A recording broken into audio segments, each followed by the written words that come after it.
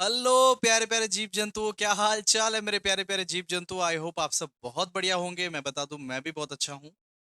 आज अपने लोग जीएसटी का बेसिक कंसेप्ट एंड डेफिनेशंस का वन शॉट का पार्ट बी करने वाले हैं। जैसे कि आज दिन में ही GST basic concept and definitions का वन शॉट का पार्ट ए आया था। अभी आएगा पार्ट बी। तो दोस्तों, अभिषेक भैया आपके लिए मेहनत करने के लिए रेडी हो गए हैं। सारे के सारे फ्री ग्रुप, सारे के सारे प्रो बैच रेडी हो जाओ, क्योंकि वन शॉट सीरीज स्टार्ट हो चुका है। और अभिषेक भैया जैसा धमाकेदार वन शॉट सीरीज पूरा यूट्यूब में नहीं मिलेगा। इसीलिए लाइक कीजिए, कमेंट कीजिए, शेयर कीजिए और थोड़ा सपोर्ट दिखाओ भाई। थोड़ा सपोर्ट दिखाओ, बिकॉज रात के 12-1 बज रहे हैं, लेकिन आप लोगों के लिए वन शॉट कंटिन्यूअसली आ रहा है। और अभी 15 दिन आप लोगों को पढ़ा पढ़ा के पगला कर देंगे भाई। ठीक है।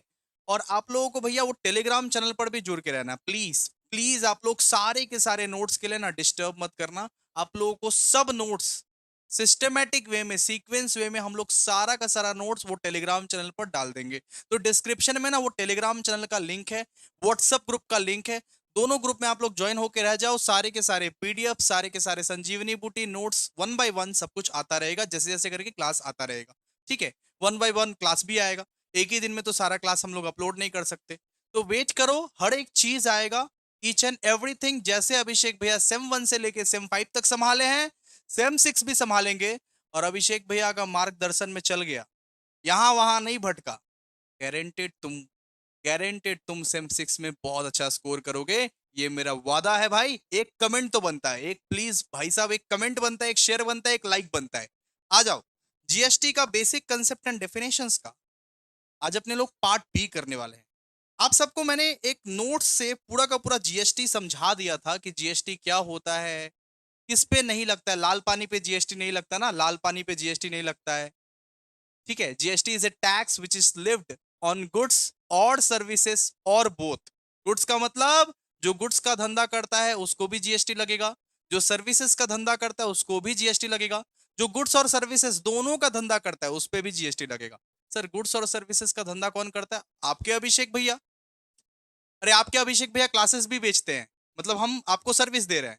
और आपके अभिषेक भैया बुक्स भी बेचते हैं, तो उस पे जीएसटी लगता है। क्लासेस पे भी जीएसटी लगता है, बुक्स पे भी जीएसटी लगता है। तो गुड्स एंड सर्विसेज पे जीएसटी लग रहा है। ठीक है।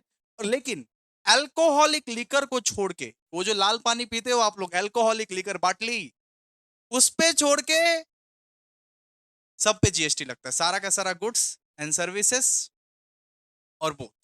और कुछ कुछ ऐसे भी सामान थे जिस पे जीएसटी नहीं लगता है। सब कुछ आपको एक्सप्लेन कर दिया था दोस्तों। आई होप आपने पिछला वाला लेक्चर अच्छे से देखा था। एक बार याद कर लेना, नोट्स बना लेना और याद कर लेना ये जो आप लोगों को समझाया था।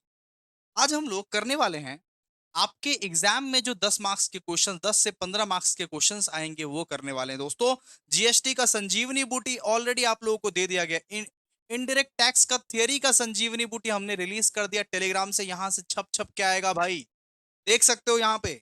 ये ब्रांड काफी है संजीवनी बूटी का, तो आज वही संजीवनी बूटी अपने लोग करने वाले हैं।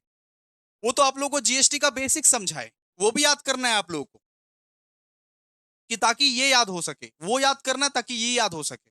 ठीक है। लेकिन आज अपने लोग क्या करेंगे? इनडायरेक्ट टैक्स का थियरी का संजीवनी बूटी का यूनिट नंबर 1, अपने लोग जीएसटी का बेसिक कंसेप्ट का आज संजीवनी बूटी करने वाले हैं। 10 मार्क्स यहां से पक्का है, 10 मार्क्स यहां से पक्का है। ठीक। आ जाओ स्टार्ट करते हैं। सबसे पहला क्वेश्चन बहुत इजी।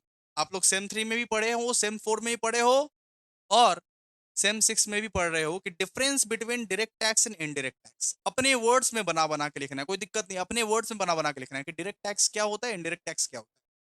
तो डायरेक्ट टैक्स वो होता है, सबसे पहले मीनिंग का बात करेंगे। डायरेक्ट टैक्स वो होता है जो टैक्स आप डायरेक्टली गवर्नमेंट को देते हो। मतलब अभिषेक सर का टैक्स खुद अभिषेक सर भरेंगे, अभिषेक सर के चाचा का टैक्स अभिषेक सर के चाचा भरेंगे, आपका टैक्स आप भरोगे, आपके गर्लफ्रेंड का टैक्स आपकी गर्लफ्रेंड भरेगी, आपके पापा का टैक्स आपके पापा भरेंगे। उसको बोलते हैं दोस्तों डायरेक्ट टैक्स। अरे भाई, मेरा इनकम टैक्स मेरा पापा थोड़ा ना भरेगा। मेरा इनकम टैक्स मैं भरूंगा, मेरे पापा का इनकम टैक्स जो होगा मेरे पापा भरेगा। तो डायरेक्ट टैक्स एक ऐसा टैक्स है जिस पे लगता है वही देता है, जिस पे लगता है वो टैक्स वही देता है। तो डायरेक्ट टैक्स एक ऐसा टैक्स है जिस पे वो लगता है टैक्स वही देता है। तो यहाँ पे वही चीज लिखा हुआ है, direct tax is a tax levied on a person incomes and wealth and it's paid directly to the government. कि डायरेक्ट टैक्स वो टैक्स है कि डायरेक्टली हम अपना टैक्स गवर्नमेंट को पे कर रहे हैं। और इनडायरेक्ट टैक्स मतलब कौन सा टैक्स? इनडायरेक्ट टैक्स मतलब तू प्यार है किसी और का, तुझे चाहता कोई और है, ठीक है। इनडायरेक्ट टैक्स का मतलब जो टैक्स हम सामान खरीदते वक्त देते हैं दुकानदार को, और दुकानदार हमारे बदले में गवर्नमेंट को दे देती है। हम एक दुकान जाते हैं और दुकान जाके जो टैक्स दुकानदार को दे के आते हैं और दुकानदार हमारे बदले में गवर्नमेंट को देती है, उसको अपने लोग क्या बोलते हैं? Indirect tax. Indirect tax is a tax levied on the consumption of the goods and services and it is paid indirectly to the government through suppliers। ठीक है, हम दुकानदार को सामान खरीदते के समय में हम टैक्स ऑलरेडी पे कर देते हैं और वो लोग हमारे बदले में गवर्नमेंट को पे कर देता है, सीधा सा बात है।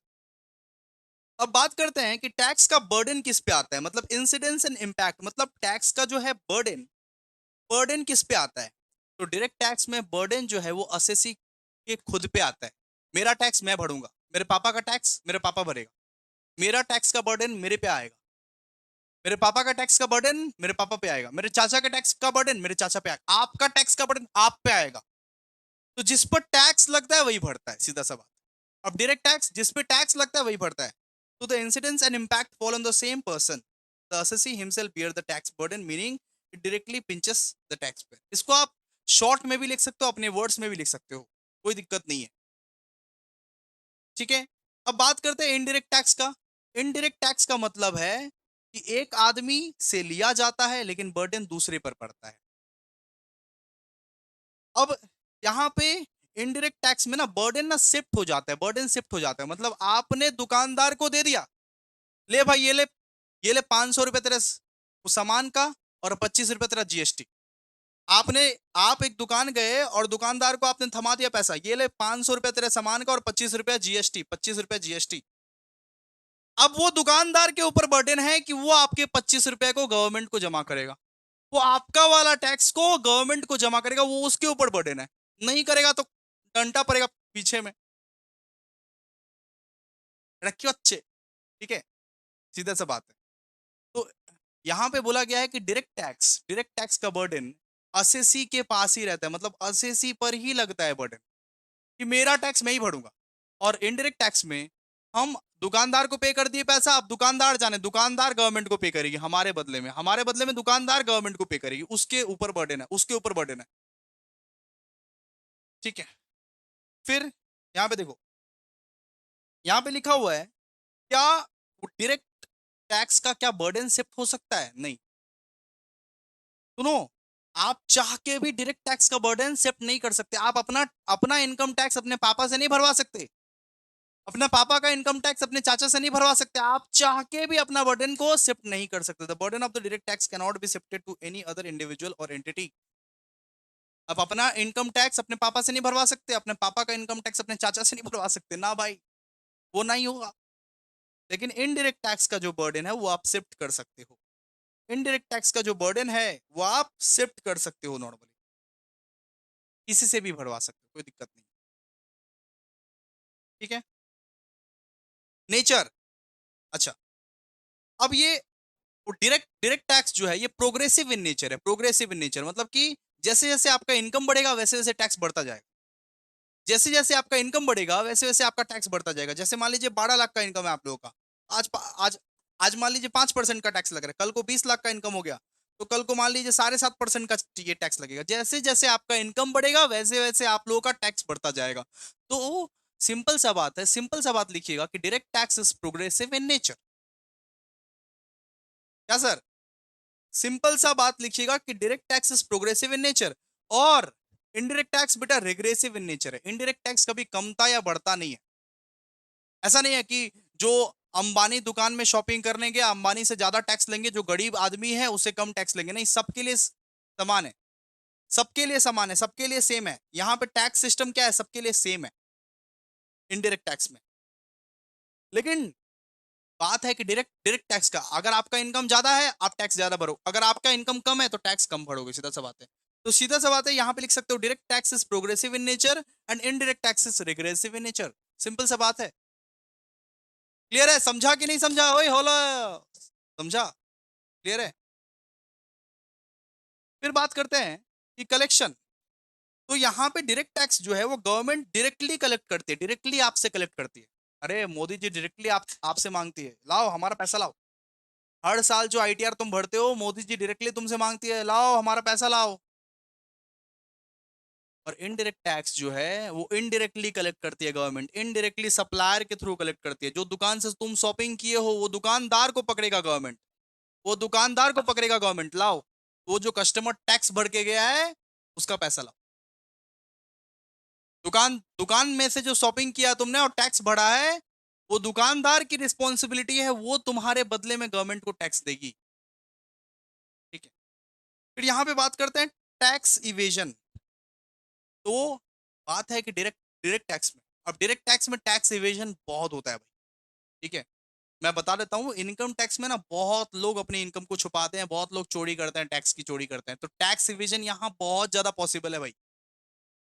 हो ही सकता है कि एक अमीर व्यक्ति अपना इनकम नहीं दिखा रहा है, अपने को गरीब दिखा रहा है और इनकम टैक्स उतना नहीं भर रहा है, हो ही सकता है यहाँ पे बहुत टैक्स की चोरी होती है। तो tax evasion is highly possible if the taxpayer hides their true income और वेल्थ। लेकिन यहाँ पे टैक्स इवेजन हार्डली पॉसिबल है कि सब चीज का एक रिकॉर्ड रहता है। इनडायरेक्ट टैक्स में टैक्स की चोरी नहीं कर सकते आप, लेकिन डायरेक्ट टैक्स में टैक्स की चोरी कर सकते हैं आप। ठीक है। जितना भी चोरी होता है मैक्सिमम चोरी आप इनकम टैक्स से कर सकते हो, इनकम टैक्स या डायरेक्ट टैक्स से कर सकते हो नॉर्मली, लेकिन आईडीटी या जीएसटी से आप चोरी नहीं कर पाइएगा, बिकॉज 3-3 महीने में, 1-1 महीने में आपको रिटर्न्स भरने पड़ते हैं, सारे के सारे रिकॉर्ड्स दिखाने पड़ते हैं। आप जीएसटी में चोरी नहीं कर पाइएगा, हार्डली पॉसिबल है, हार्डली पॉसिबल। ठीक है। अच्छा, ऑथोरिटी, इसको कौन संभालता है? डायरेक्ट डायरेक्ट टैक्स को कौन संभालता है? ठीक है, इसको कौन संभालता है? वो डायरेक्ट टैक्स को संभालता है central board of direct taxes, CBDT, CBDT. और इनडायरेक्ट टैक्स को कौन संभालता है सर? सीबीआईसी, सीबीआईसी संभालता है इनडायरेक्ट टैक्स को, central board of indirect tax and customs, CBIC, custom वाला, याद रहेगा। तो डायरेक्ट टैक्स को, सॉरी, डायरेक्ट टैक्स को कौन कौन संभालता है? Central board of direct taxes. और इनडायरेक्ट टैक्स को कौन संभालता है? Central board of indirect tax and customs. Clear है? इतना आप पढ़ लीजिएगा, हो जाएगा। आइए next.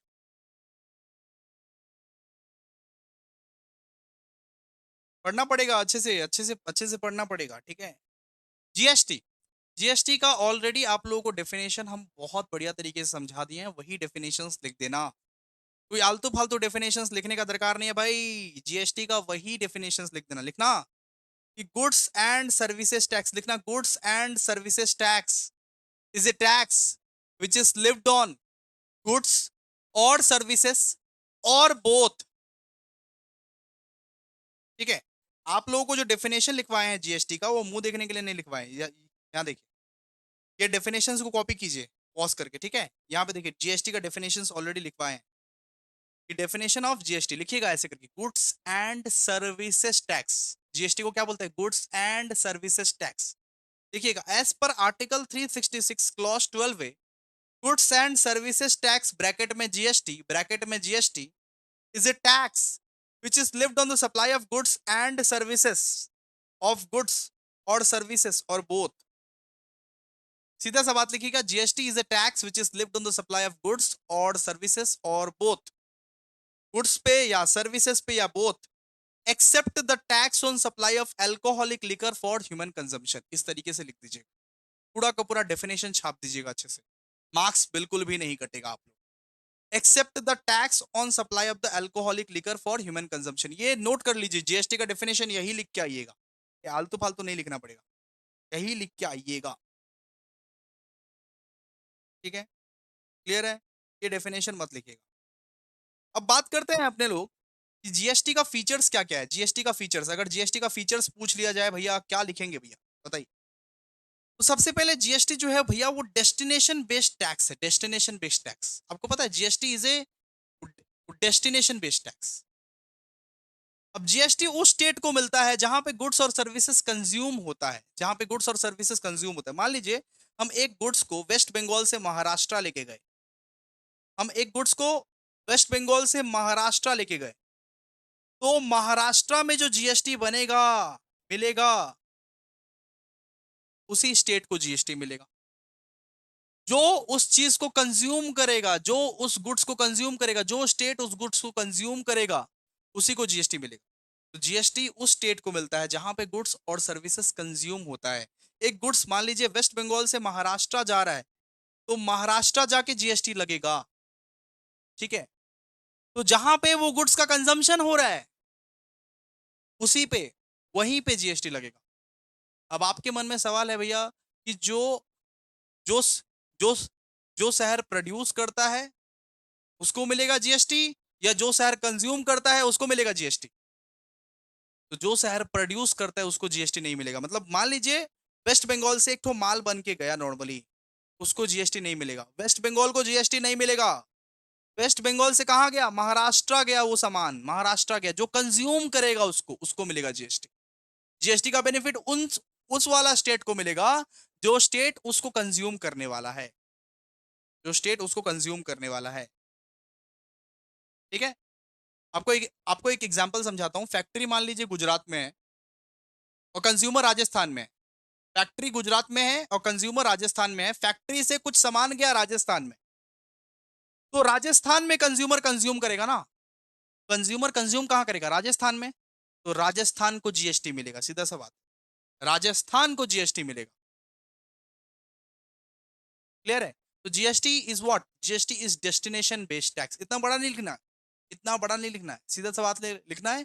GST is a value added tax based on the principle of destination और कंजम्पशन। तो GST is destination based tax, इस तरीके से लिख के छोड़ दीजिएगा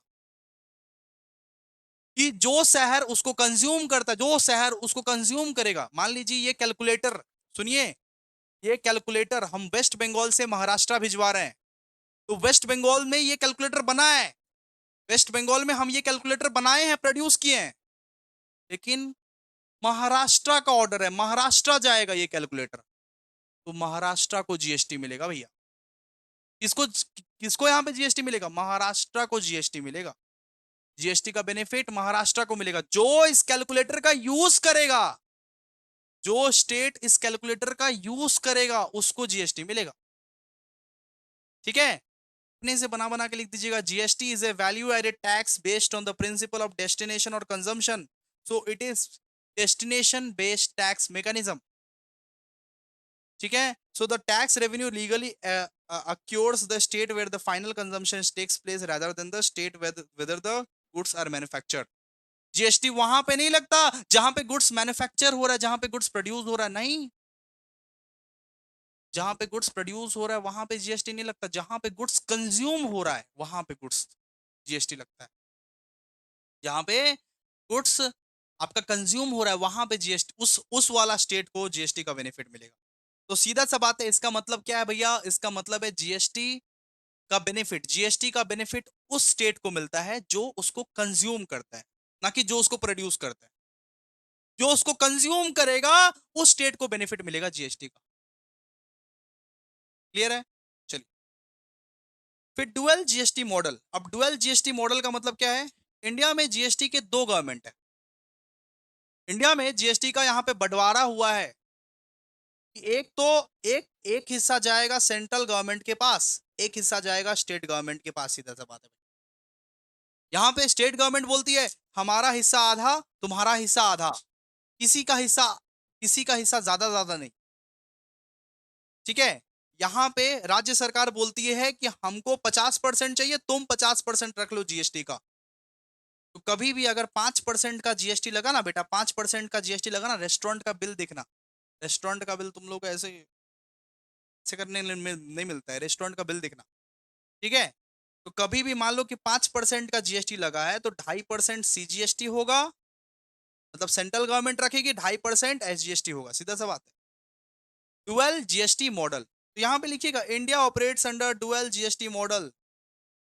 ठीक है, CGST and SGST. CGST is controlled by central government and SGST is controlled by state government. ऐसे करके लिख दीजिएगा बना बना के, इतना याद करने का क्या है, बना बना के लिख दीजिएगा इसको। ठीक है, क्लियर है आप लोगों को? और एग्जाम्पल्स दीजिएगा बड़ा दिखाने के लिए, आंसर बड़ा दिखाने के लिए एग्जाम्पल्स दीजिएगा। यहां पे फिर क्या बोला? यहां पे इंट्रा स्टेट और इंटर स्टेट सप्लाई भी होता है। इंट्रा स्टेट मतलब इंट्रा स्टेट मतलब सेम स्टेट के अंदर सप्लाई अगर होता है उसको बोलते हैं इंट्रा स्टेट, और डिफरेंट स्टेट के अंदर सप्लाई होता है उसको बोलते हैं अपने लोग इंटर स्टेट। अरे भाई, कोलकाता से सामान हावड़ा गया, कोलकाता से सामान हावड़ा गया, ये बताइए ये सेम स्टेट में सप्लाई हो रहा है कि नहीं हो रहा है? अरे हाउले, स्टेट तो वेस्ट, स्टेट तो वेस्ट, स्टेट तो यहाँ पे वेस्ट, वेस्ट, हाँ वेस्ट बंगाल ही है। तो अगर सेम स्टेट में सप्लाई हो रहा है, कोलकाता से हावड़ा गया कोई सामान, कोलकाता से हावड़ा गया, कोलकाता का मान लो सेलर है और हावड़ा का मान लो बायर है ना, उसको अपने लोग क्या बोलेंगे? उसको अपने लोग बोलेंगे intra state, intra state supply. इस केस में क्या लगेगा बेटा? इस केस में सीजीएसटी प्लस एसजीएसटी लगेगा। आप लोगों को समझा दिए थे ऑलरेडी, ठीक है। लेकिन अगर मान लो कोई इंसान कोलकाता में है, उसको सामान पहुंचाना है दिल्ली, इसको अपने लोग क्या बोलेंगे? इसको इसको अपने लोग बोलेंगे इंटर स्टेट, डिफरेंट स्टेट में ट्रांजेक्शन हो रहा है, डिफरेंट स्टेट में ट्रांजेक्शन हो रहा है। लेकिन सर वो दिल्ली तो आप बोले थे यूटी है, लेकिन हौले हम ये भी तो बोले थे कि दिल्ली को स्टेट ही कंसीडर किया जाता है, स्टेट ही माना जाता है। अरे भले दिल्ली यूटी है लेकिन उसको स्टेट ही कंसीडर किया जाता है। तो अगर कोलकाता से दिल्ली जा रहा है कोई सामान, नॉर्मली कोलकाता का मान लो सेलर है और दिल्ली का मान लो बायर है, तो उस केस में क्या लगेगा? उस केस में लगेगा IGST। अगर डिफरेंट स्टेट में जा रहा है सामान, उसको उस पे आपका लगेगा IGST, और सेम स्टेट में हो रहा है उस पे आपका लगेगा CGST प्लस SGST। अगर सेम स्टेट का ट्रांजेक्शन है उसको बोलते हैं इंट्रा स्टेट सप्लाई, और डिफरेंट स्टेट का है तो उसको बोलते हैं इंटर स्टेट सप्लाई।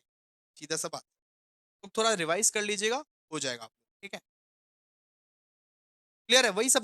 वही सब चीज लिखा हुआ है यहाँ पे, देखिए ना, वही सब चीज लिखा हुआ है। For intra state supply transactions within the same state, two taxes are collected, CGST SGST। For inter state supply, यहाँ पे वही चीज लिखा हुआ है, इंट्रा स्टेट सप्लाई के लिए दो तरह के टैक्स कलेक्ट किए जाते हैं, CGST और SGST। और इंटर स्टेट सप्लाई के लिए एक ही तरह के टैक्स लिया जाता है जिसका नाम है IGST। वही सब बना बना के आप लोगों को लिख देना है, कुछ नहीं करना है भाई, बहुत ईजी है ये सब। Intra state and inter state division, ठीक है। फिर यहाँ पे बोला गया है कि एलिमिनेशन ऑफ कैस्केडिंग इफेक्ट। तो यहाँ पे ना जीएसटी में टैक्स पे टैक्स नहीं लगता है। अब जीएसटी में ना आप देखोगे टैक्स पे टैक्स नहीं लगता है। अब एक बात समझो, हम एक ड्राइंग कर रहे हैं, ये है मैन्युफैक्चरिंग, ये है मैन्युफैक्चर। मैं हूं अभिषेक झा, अभिषेक झा एक रिटेलर है, एग्जाम्पल आपको दे रहा हूं, अभिषेक झा एक रिटेलर है, और मैं ये गुड्स को सप्लाई कर दूंगा। एक मिनट वेट करो, हेलो। मैं ये गुड्स को कस्टमर को बेचता हूँ, कस्टमर को बेचता हूँ, ठीक है। अब जरा आप बात को समझना, ठीक है। मैंने मैंने पहले अपने दुकान के लिए माल खरीदा, मैंने पहले अपने दुकान के लिए माल खरीदा, मैंने 500 रुपए का माल खरीदा मान लो, ठीक है। उस पर 50 रुपए का जब मैंने जीएसटी वीएसटी पे किया, उस पर 50 रुपए का मैंने जीएसटी पे किया, ठीक है। मैंने मैन्युफैक्चरर से पहले माल को खरीदा, अपनी दुकान में माल भरना पड़ेगा ना, 500 रुपए का सामान खरीदा, 50 रुपए का जीएसटी भरा मैंने, ठीक है। अब मैं जो ये सामान बेचूंगा, मैं जो ये सामान बेचूंगा, तो 550 रुपए तो मैं ऑलरेडी पे कर दिया हूं, इस सामान को मान लो 800 में बेच रहा हूं मैं, और उस पे भी मैं 50 रुपए का जीएसटी लगा रहा हूं। तो एक ही सामान पे दो बार टैक्स नहीं लग गया? एक ही एक ही तो एक ही तो यहाँ पे देखोगे एक ही सामान पे दो बार टैक्स नहीं लग गया, कि मैन्युफैक्चरर को भी हम 50 रुपए का टैक्स दिए, यहाँ पे कस्टमर भी टैक्स दे रहा है इस पे। तो एक ही सामान पे अगर दो बार टैक्स लग रहा है तो वो जीएसटी में नॉट अलाउड। जीएसटी में क्या मिलता है? जीएसटी में आप लोगों को आईटीसी का बेनिफिट मिलता है, input tax credit, input tax credit का बेनिफिट आप लोगों को मिल जाता है नॉर्मली, ठीक है। आईटीसी का बेनिफिट मिलता है। तो अब कैस्केडिंग इफेक्ट खत्म हो चुका है, मतलब एक सामान पे दो टैक्स अब नहीं लग सकता। आईटीसी समझाएंगे, आईटीसी बहुत बेहतरीन तरीके से समझाएंगे, आप लोग चिंता मत करो, ठीक है। अभी बस ये समझो कि जीएसटी पे अब कैस्केडिंग इफेक्ट बंद हो चुका है नॉर्मली, ठीक है। आगे है आईटीसी, आईटीसी समझाना पड़ेगा। फिर one nation one tax, Modi ji ने बोला कि इनडायरेक्ट टैक्स हमारे देश में बहुत सारे थे, बहुत सारे टाइप के इनडायरेक्ट टैक्स थे, इतना सारा इनडायरेक्ट टैक्स था। देखिए central excise duty, VAT, service tax, entry tax, इतना आईडीटी था, लोग परेशान हो गया था कि इनडायरेक्ट टैक्स के नाम पे क्या कर रहे हो तुम लोग, एक ही टैक्स रखो ना, एक ही टैक्स रखो। इतना सारा टैक्स हो गया था, इतना सारा बर्डन हो गया था मतलब कि लोगों के ऊपर, लोग यहाँ पे बहुत परेशान हो गए थे, टैक्स फाइलिंग करते करते परेशान हो गए थे, टैक्स बहुत कॉम्प्लिकेटेड हो गया था। इसीलिए मोदी जी ने यहाँ पे अनाउंस किया था 2017 में, मित्रों अब अपने लोग वन नेशन वन टैक्स लाएंगे, वन नेशन वन टैक्स, एक देश एक ही टैक्स रहेगा, जीएसटी। ठीक है, तो बहुत सारे जो इनडायरेक्ट टैक्सेस थे वो कंबाइन हो गए जीएसटी में, बहुत सारे जो इनडायरेक्ट टैक्स थे वो कंबाइन हो गए जीएसटी में। ठीक है, अब आप देखोगे कि जीएसटी के मल्टीपल रेट्स होते हैं, मल्टीपल स्लैब रेट्स होते हैं, हर चीज पे सेम जीएसटी नहीं लगता, हर एक चीज पे ना सेम जीएसटी नहीं लगता, जितना भी चीज आप मार्केट में देखते हो सब चीज पे 18% का जीएसटी नहीं लगता। अब हर एक चीज पे डिफरेंट डिफरेंट रेट्स पे जीएसटी लगता है, किसी किसी चीज पे 0.5% के रेट पे जीएसटी लगता है, किसी किसी चीज पे 3% के रेट से जीएसटी लगता है, 5% के, 12% के, 18% के, 28% के, जैसा सामान वैसा जीएसटी। अगर अगर मान लो अगर मान लो कि खैनी वही नहीं खाते हो, खैनी वही नहीं खाते हो, लाल पानी पीते हो तो ज्यादा ठीक है, अगर मान लो कि खैनी वही नहीं खाते हो, टबैको खाते हो, लाल पानी पे तो नहीं लगता जीएसटी, सॉरी, तो ज्यादा जीएसटी लगेगा आप, कि टबैको या पैन मसाला अगर खाते हो तो ज्यादा जीएसटी लगेगा आप लोग, है ना। तो जीएसटी का अलग अलग रेट से अलग अलग रेट्स, अलग अलग वो कमोडिटीज पे लगता है, वो हम पढ़ाएंगे आप लोगों को, वो हम आपको पढ़ाएंगे, चिंता मत कीजिए आप। ठीक है? फिर लिखा हुआ है कि tax levied on the value of supply, मतलब जीएसटी एक्चुअल वैल्यू पे नहीं लगता, जीएसटी ट्रांजेक्शन वैल्यू पे लगता है, ट्रांजेक्शन वैल्यू पे। मान लो कि एक टीवी आप खरीदने गए, नॉर्मली टीवी आप खरीदने गए, उस टीवी का दाम था 22,000 रुपया।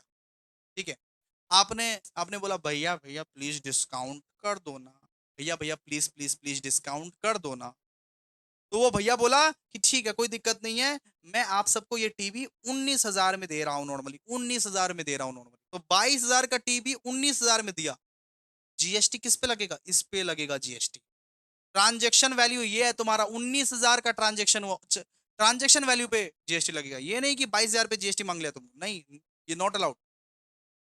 ठीक है, तो जीएसटी एक्चुअल ट्रांजेक्शन वैल्यू पे लगता है, कि 22,000 का टीवी डिस्काउंट दिया 19,000 में, तो 19,000 पे जीएसटी लगेगा, ट्रांजेक्शन वैल्यू जो हुआ उस पे जीएसटी लगेगा। देखिएगा, under the GST act tax is strictly calculated on the transaction value, अपने से बना बना के लिख, ये सब तो इजी है। ठीक है, फिर लिखा हुआ है कि threshold limit for the registration, मतलब जीएसटी में अगर आप रजिस्टर होने चाहते हैं, जीएसटी में अगर आप रजिस्टर होना चाहते हैं, तो अगर आप सर्विस करते हैं, सर्विस, अगर आप एक वो सर्विस अगर चलाते हैं तो लिमिट है 20 लाख, अगर आप बिजनेस करते हैं, बिजनेस गुड्स वुड्स बेचते हैं तो 40 लाख का लिमिट है, 40 लाख का लिमिट है। अगर आप सर्विस करते हैं, सर्विस सेक्टर में है, तो 20 लाख के बाद आपको जीएसटी का रजिस्ट्रेशन कराना पड़ेगा। और अगर आप गुड्स का सर्विस करते हैं तो 40 लाख के टर्नओवर के बाद आप लोगों को जीएसटी कराना पड़ेगा। ठीक है, मतलब यहाँ पे मैं क्या बोला हूँ कि अगर आप सर्विस करते हो, अगर आप एक सर्विस चलाते हो, जैसे मैं एक ट्यूशन सेंटर चलाता हूँ, 20 लाख पूरा साल में अगर टर्नओवर हो रहा है तब जीएसटी में रजिस्टर करना कंपलसरी है। 20 लाख अगर पूरा साल में टर्नओवर हो रहा है तो जीएसटी में रजिस्टर करना हम लोगों को कंपलसरी है। लेकिन अगर मैं मान लो गुड्स का धंधा करता तो 40 लाख का टर्नओवर देखा जाता है, उसके बाद आप लोगों को जीएसटी में रजिस्ट्रेशन करवाना कंपलसरी। ठीक है, और मान लो कि छोटा छोटा अगर बिजनेस है, अभी अभी जस्ट बिजनेस खड़ा किए हैं, कि मतलब वो छोटा सा, मान लो कि वो चाय का दुकान है, पान मसाला का दुकान है, उसमें जीएसटी नहीं लगता, उसमें जीएसटी नहीं लगता। ठीक है, फिर देखिए, फिर what are the taxes subsumed in GST and taxes not subsumed in GST, already पढ़ा चुके हैं इसको, देखिए ये वाला पढ़ना है, ये ऑलरेडी आप लोगों को पिछला क्लास में पढ़ा चुके हैं, कौन कौन सा टैक्स जो है वो सबस्यूम हो गया जीएसटी में। देखिए ये पढ़ा चुके हैं, इसका बस नाम लिखिएगा, टैक्सेस सबस्यूम्ड इन जीएसटी, एक तो है सेंट्रल टैक्स, एक है स्टेट टैक्स। बहुत सारे इनडायरेक्ट टैक्स था जो जीएसटी में समा गए, जीएसटी में एक हो गए, वन नेशन वन टैक्स, इसका नाम लिखना है बस, और कुछ नहीं करना है, नाम नाम लिख देना, सेंट्रल टैक्स और state tax. Taxes subsumed into GST already पढ़ा दिए। फिर taxes not subsumed in GST already पढ़ा दिए कि अल्कोहल पे जीएसटी नहीं लगता, 5 पेट्रोलियम प्रोडक्ट्स पे जीएसटी नहीं लगता, कस्टम ड्यूटी पे जीएसटी नहीं लगता, प्रॉपर्टी टैक्स पे जीएसटी नहीं लगता, इलेक्ट्रिसिटी बिल पे जीएसटी नहीं लगता, ऑलरेडी तो पढ़ा दिया आप लोग। ठीक है, तो यही चीज लिखना है, taxes subsumed into GST and taxes not subsumed into GST. Note कर लीजिए इसको, ऑलरेडी पढ़ा। ठीक है, क्लियर है। इसको आप मत पढ़िएगा, इसको आप नाम लिख दीजिएगा, जो भी है, जो भी आपको पढ़ाए वो लिख दीजिएगा, कुछ नहीं करना है इसको, इतना इतना इतना इतना बड़ा बड़ा नहीं लिखना है। आइए नेक्स्ट। नेक्स्ट बात करते हैं कि जीएसटी काउंसिल क्या है। तो जीएसटी काउंसिल एक कॉन्स्टिट्यूशनल बॉडी है जो इंडिया में जीएसटी से रिलेटेड इंपॉर्टेंट डिसीजंस लेती है। जीएसटी में क्या क्या चेंजेस करने हैं, कौन कौन सा नया नया लॉ लाना है।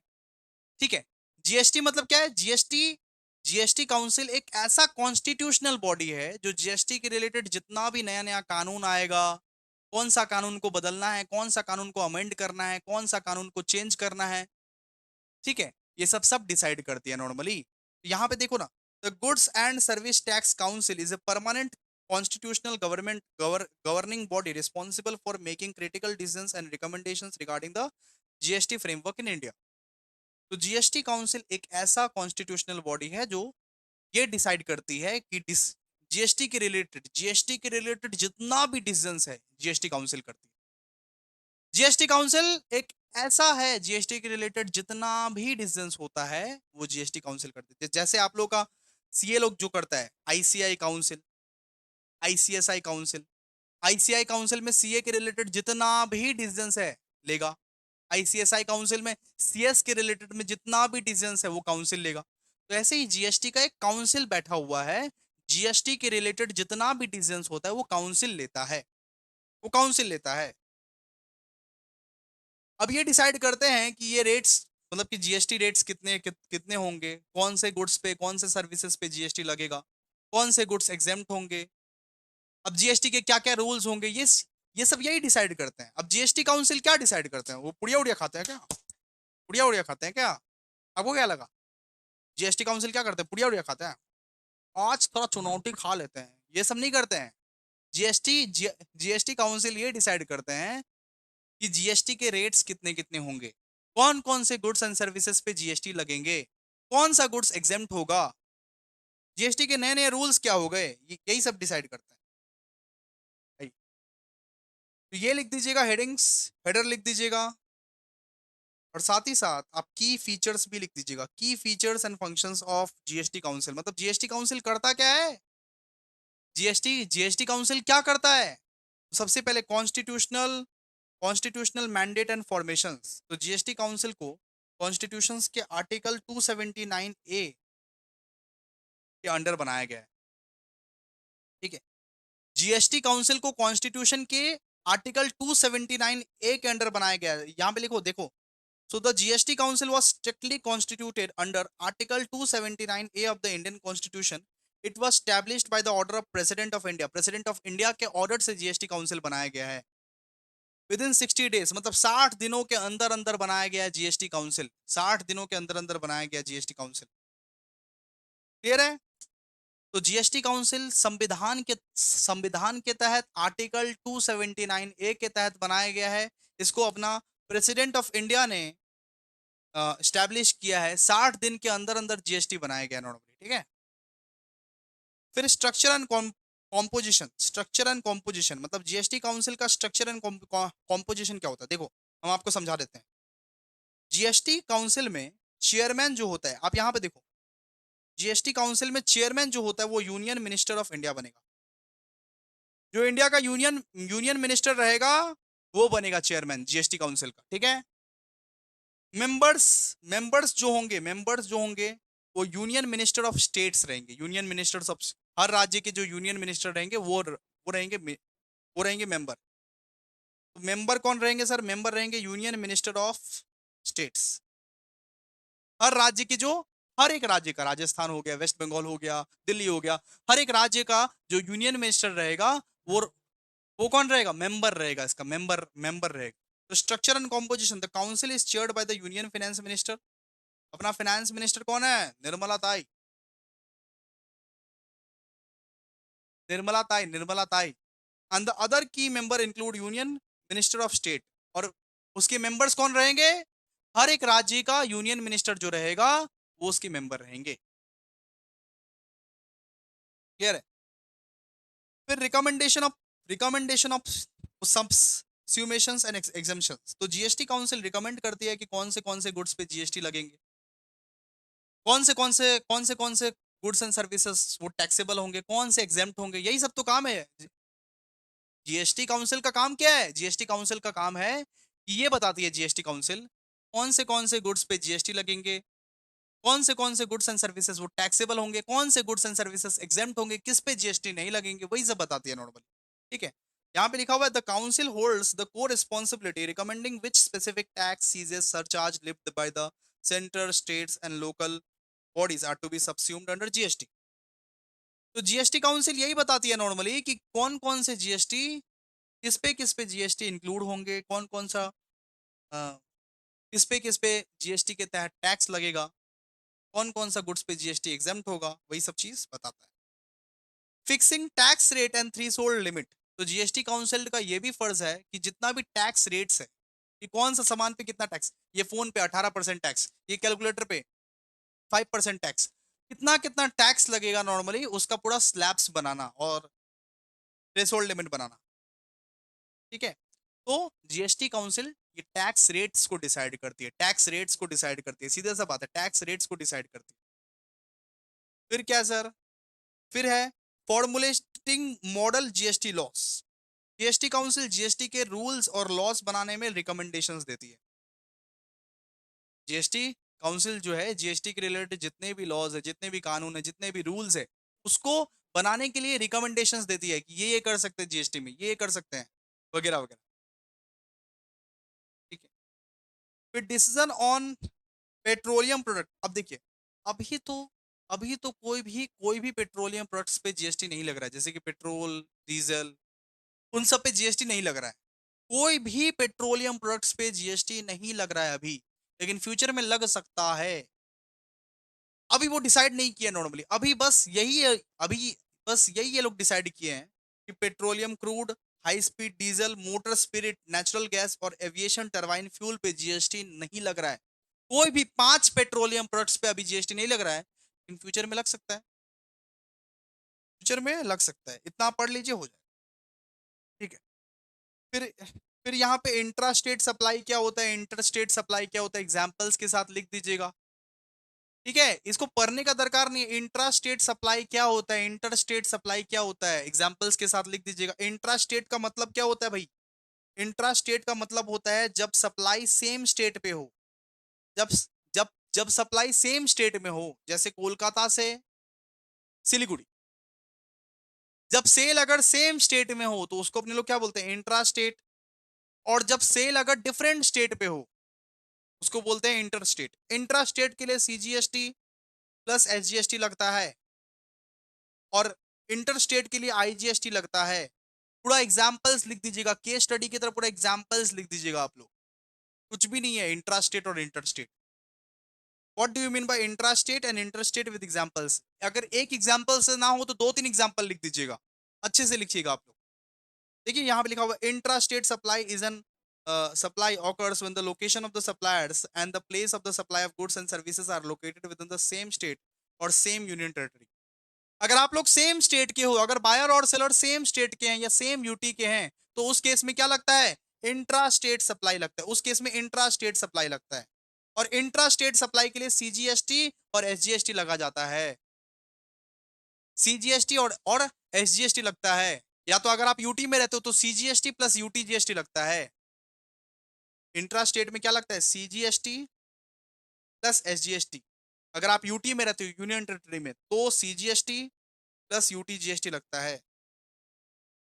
ठीक है? ये सब लिख दीजिएगा, एग्जाम्पल वगैरह वगैरह सब कुछ अच्छे से लिख दीजिएगा। और फिर इंटर स्टेट के बारे में लिख दीजिएगा। इंटर स्टेट का मतलब क्या है कि अगर आप सेल कर रहे हो डिफरेंट लोकेशन में, हम है कोलकाता में, मेरा हम है कोलकाता में, हम सेल कर रहे हैं दिल्ली में, उस केस में क्या लगेगा? उस केस में लगेगा आईजीएसटी। आईजीएसटी लगेगा उस केस में। एक ही बार में एक ही बार में 18% का आईजीएसटी लग जाएगा। सेंटेंस एक ही बार में 18% का आईजीएसटी लग जाएगा। एग्जाम्पल्स बना के लिख दीजिएगा, कोई बना बना के सब कुछ ना। क्लियर है ना? क्लियर है कि ना? बोलो। देखो यहाँ पे वही चीज दिया हुआ है, इंट्रा स्टेट सप्लाई और इंटर स्टेट सप्लाई का डिफरेंस। ये डिफरेंस का पॉइंट्स भी लिख सकते हो। देखो मीनिंग, सप्लाई ऑफ गुड्स और services where the location of the supplier and the place of the supplier in the same state. अगर आप सप्लाई सेम स्टेट पे कर रहे हो, सेम स्टेट में सप्लाई कर रहे हो, अगर आप सेल सेम स्टेट में कर रहे हो, जैसे कि कोलकाता से सिलीगुड़ी, उसको अपने लोग क्या बोलेंगे? Intra state supply. अगर आप डिफरेंट स्टेट्स में या डिफरेंट यूटीज में सप्लाई कर रहे हो, उसको अपने लोग क्या बोलते हैं? Inter state supply. Supply of goods and services where the location of the supplier and place of supply in the two different states, उसको अपने लोग क्या बोलते हैं? Inter state supply. ठीक है, क्लियर है? इसके बाद इंट्रा स्टेट सप्लाई में सीजीएसटी और एसजीएसटी लगता है या यूटीजीएसटी लगता है। सीजीएसटी प्लस एसजीएसटी या सीजीएसटी प्लस यूटीजीएसटी लगता है। और अगर इंटर स्टेट सप्लाई हुआ, मतलब डिफरेंट स्टेट में अगर सप्लाई हो रहा है, कोलकाता से दिल्ली जा रहा है या वेस्ट बंगाल से अगर महाराष्ट्र जा रहा है, उस केस में सीधा सा बात है आईजीएसटी लग जाता है, सीधा 18% का लगता है आईजीएसटी। ठीक है, क्लियर है? अच्छा, इंट्रा स्टेट सप्लाई में जो टैक्स है वो सेंट्रल गवर्नमेंट आधा कलेक्ट करती है और स्टेट गवर्नमेंट आधा कलेक्ट करती है। लेकिन इंटर स्टेट सप्लाई अगर होता है तो सारा का सारा टैक्स जो है सेंट्रल गवर्नमेंट पहले कलेक्ट कर लेती है। लाओ 18% मेरे को लाओ। इंटर स्टेट सप्लाई में ना मोदी जी बोलेंगे लाओ 18% मेरे को लाओ, हम बांट देंगे जिसको जिसको हमको देना रहेगा, हम दे देंगे, हम बाद में दे देंगे शेयर। अब पहले आईजीएसटी लाओ, सेंट्रल सेंट्रल गवर्नमेंट कलेक्ट करती है। ठीक है, आईजीएसटी के केस में 18% का 18% पहले सेंट्रल गवर्नमेंट कलेक्ट कर लेती है, उसके बाद 9% जो है वो स्टेट को दे देती है। Import and goods and services are strictly excluded from intra state supply. मतलब यहाँ पे आप इंपोर्ट एंड एक्सपोर्ट नहीं कर सकते। यहाँ पे आप इंपोर्ट एंड एक्सपोर्ट नहीं कर सकते इंट्रा स्टेट सप्लाई में। यहाँ पे इंपोर्ट एंड एक्सपोर्ट अलाउड है। ठीक है, इतना आप पढ़ लीजिएगा, इंटर स्टेट और इंट्रा स्टेट का हो जाएगा। फिर बात करते हैं नेक्स्ट। आई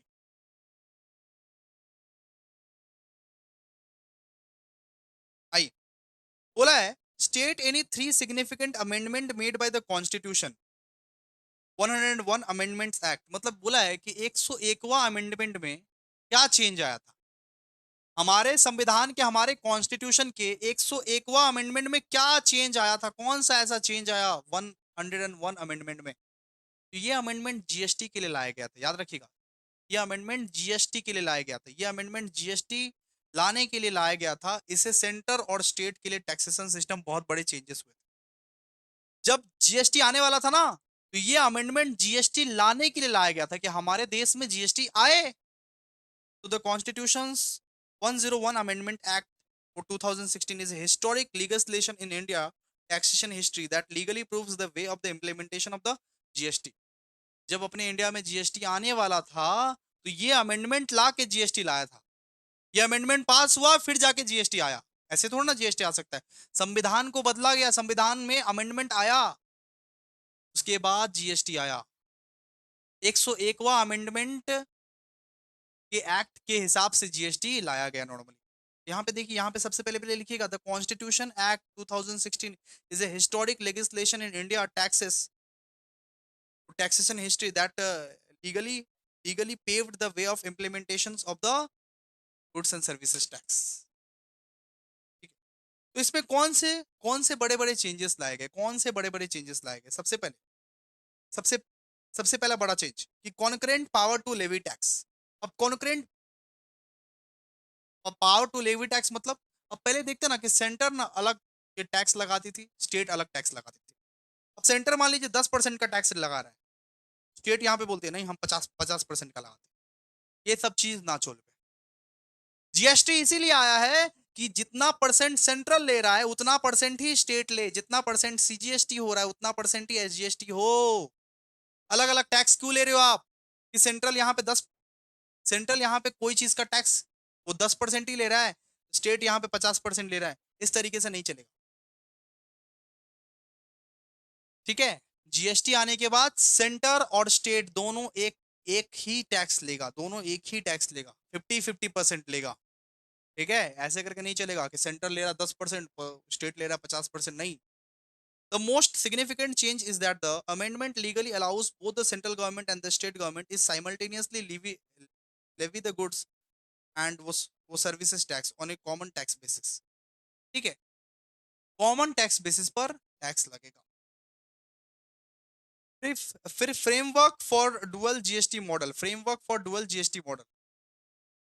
तो 101 अमेंडमेंट ने डुअल जीएसटी मॉडल इंट्रोड्यूस किया। अब डुअल जीएसटी मॉडल मतलब क्या होता है?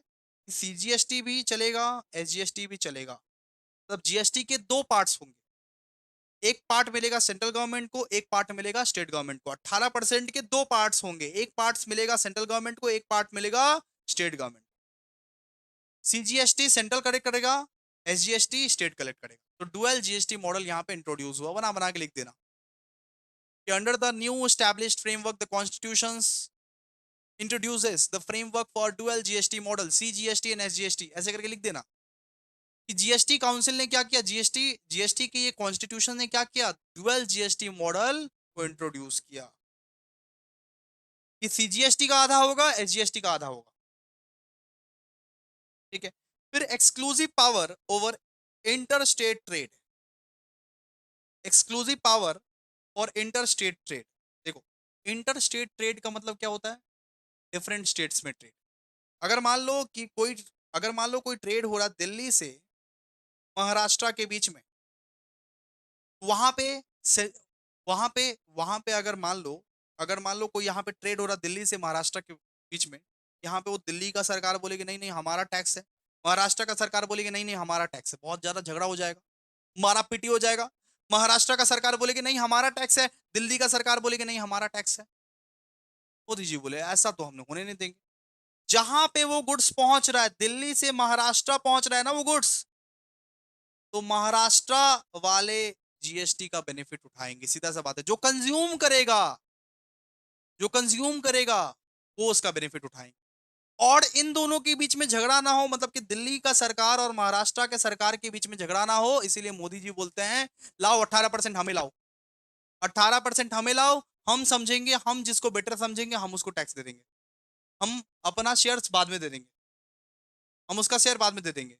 याद रखिएगा, जीएसटी में जो स्टेट कंज्यूम करता है, जो स्टेट कंज्यूम करता है, प्रोडक्शन स्टेट को जीएसटी नहीं मिलता, कंजम्पशन स्टेट को जीएसटी मिलता है। जो स्टेट कंज्यूम करेगा, जैसे महाराष्ट्र कंज्यूम करे, उसको जीएसटी मिलेगा। ठीक है, क्लियर है? तो पहले इंटर स्टेट सप्लाई उतना अच्छा नहीं होता था, लेकिन आजकल बहुत स्मूथली इंटर स्टेट सप्लाई हो रहा है, कोई दिक्कत नहीं हो रहा है इसमें। ठीक? फिर स्टैब्लिशमेंट ऑफ जीएसटी काउंसिल, ये कॉन्स्टिट्यूशन की वजह से जीएसटी काउंसिल का उद्घाटन हुआ भाई।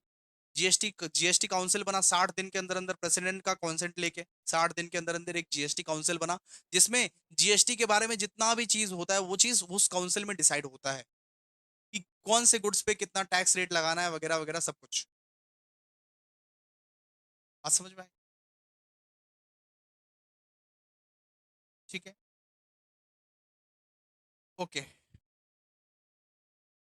फिर empowerment to subsume and regulate tax, empowerment to subsume and regulate tax, मतलब बहुत सारे जो टैक्सेस थे, वन नेशन वन टैक्स लिख सकते हो यहाँ पे, आप अपने से बना बना के लिख सकते हो, one nation one tax. GST किस लिए आया?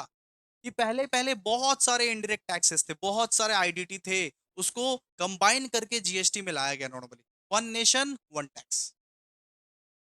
पढ़ लीजिएगा इसको, कुछ भी नहीं। What are the importance of GST, already पढ़े थे ना, इंपॉर्टेंस कहाँ है, इंपॉर्टेंस ऑलरेडी ऑलरेडी पढ़े थे, जीएसटी का कुछ तो पढ़े थे already। देखिए, फीचर्स, फीचर्स को ही आप फीचर्स को ही आप इंपॉर्टेंस भी लिख सकते हो। कोई पूछे what are the importance of GST, features को ही आप इंपॉर्टेंस में लिख सकते हो, सेम एज फीचर्स, अलग से याद नहीं करना पड़ेगा आपको। देखिए, सेम एज फीचर्स, टीचर्स को ही आप इंपॉर्टेंस में लिख सकते हो, कोई दिक्कत नहीं है, ये सब याद नहीं करना पड़ेगा। क्वेश्चन नंबर 8 में डेफिनेशन, अब सुनिए, बहुत इंपॉर्टेंट, सुनिए, यहां तक आ गए। डेफिनेशन का एक अलग क्लास मैंने लिया है, बहुत बेहतरीन तरीके से डेफिनेशन समझा है। डेफिनेशन यहां से नहीं करना है, यहां से नहीं करना है डेफिनेशन। डेफिनेशन मेरे ई बुक से करना है। डेफिनेशन आप लोगों को बहुत बेहतरीन तरीके से एक एक वर्ड आप लोगों को डेफिनेशंस का याद करना है। तो डेफिनेशंस का वीडियो इस वीडियो के बाद मैं मर्ज कर दूंगा, वो लोग प्लीज देख लेना। डेफिनेशंस यहां से नहीं करना है, डेफिनेशंस मेरे ई बुक से करना है। ई बुक कहाँ मिलेगा भैया?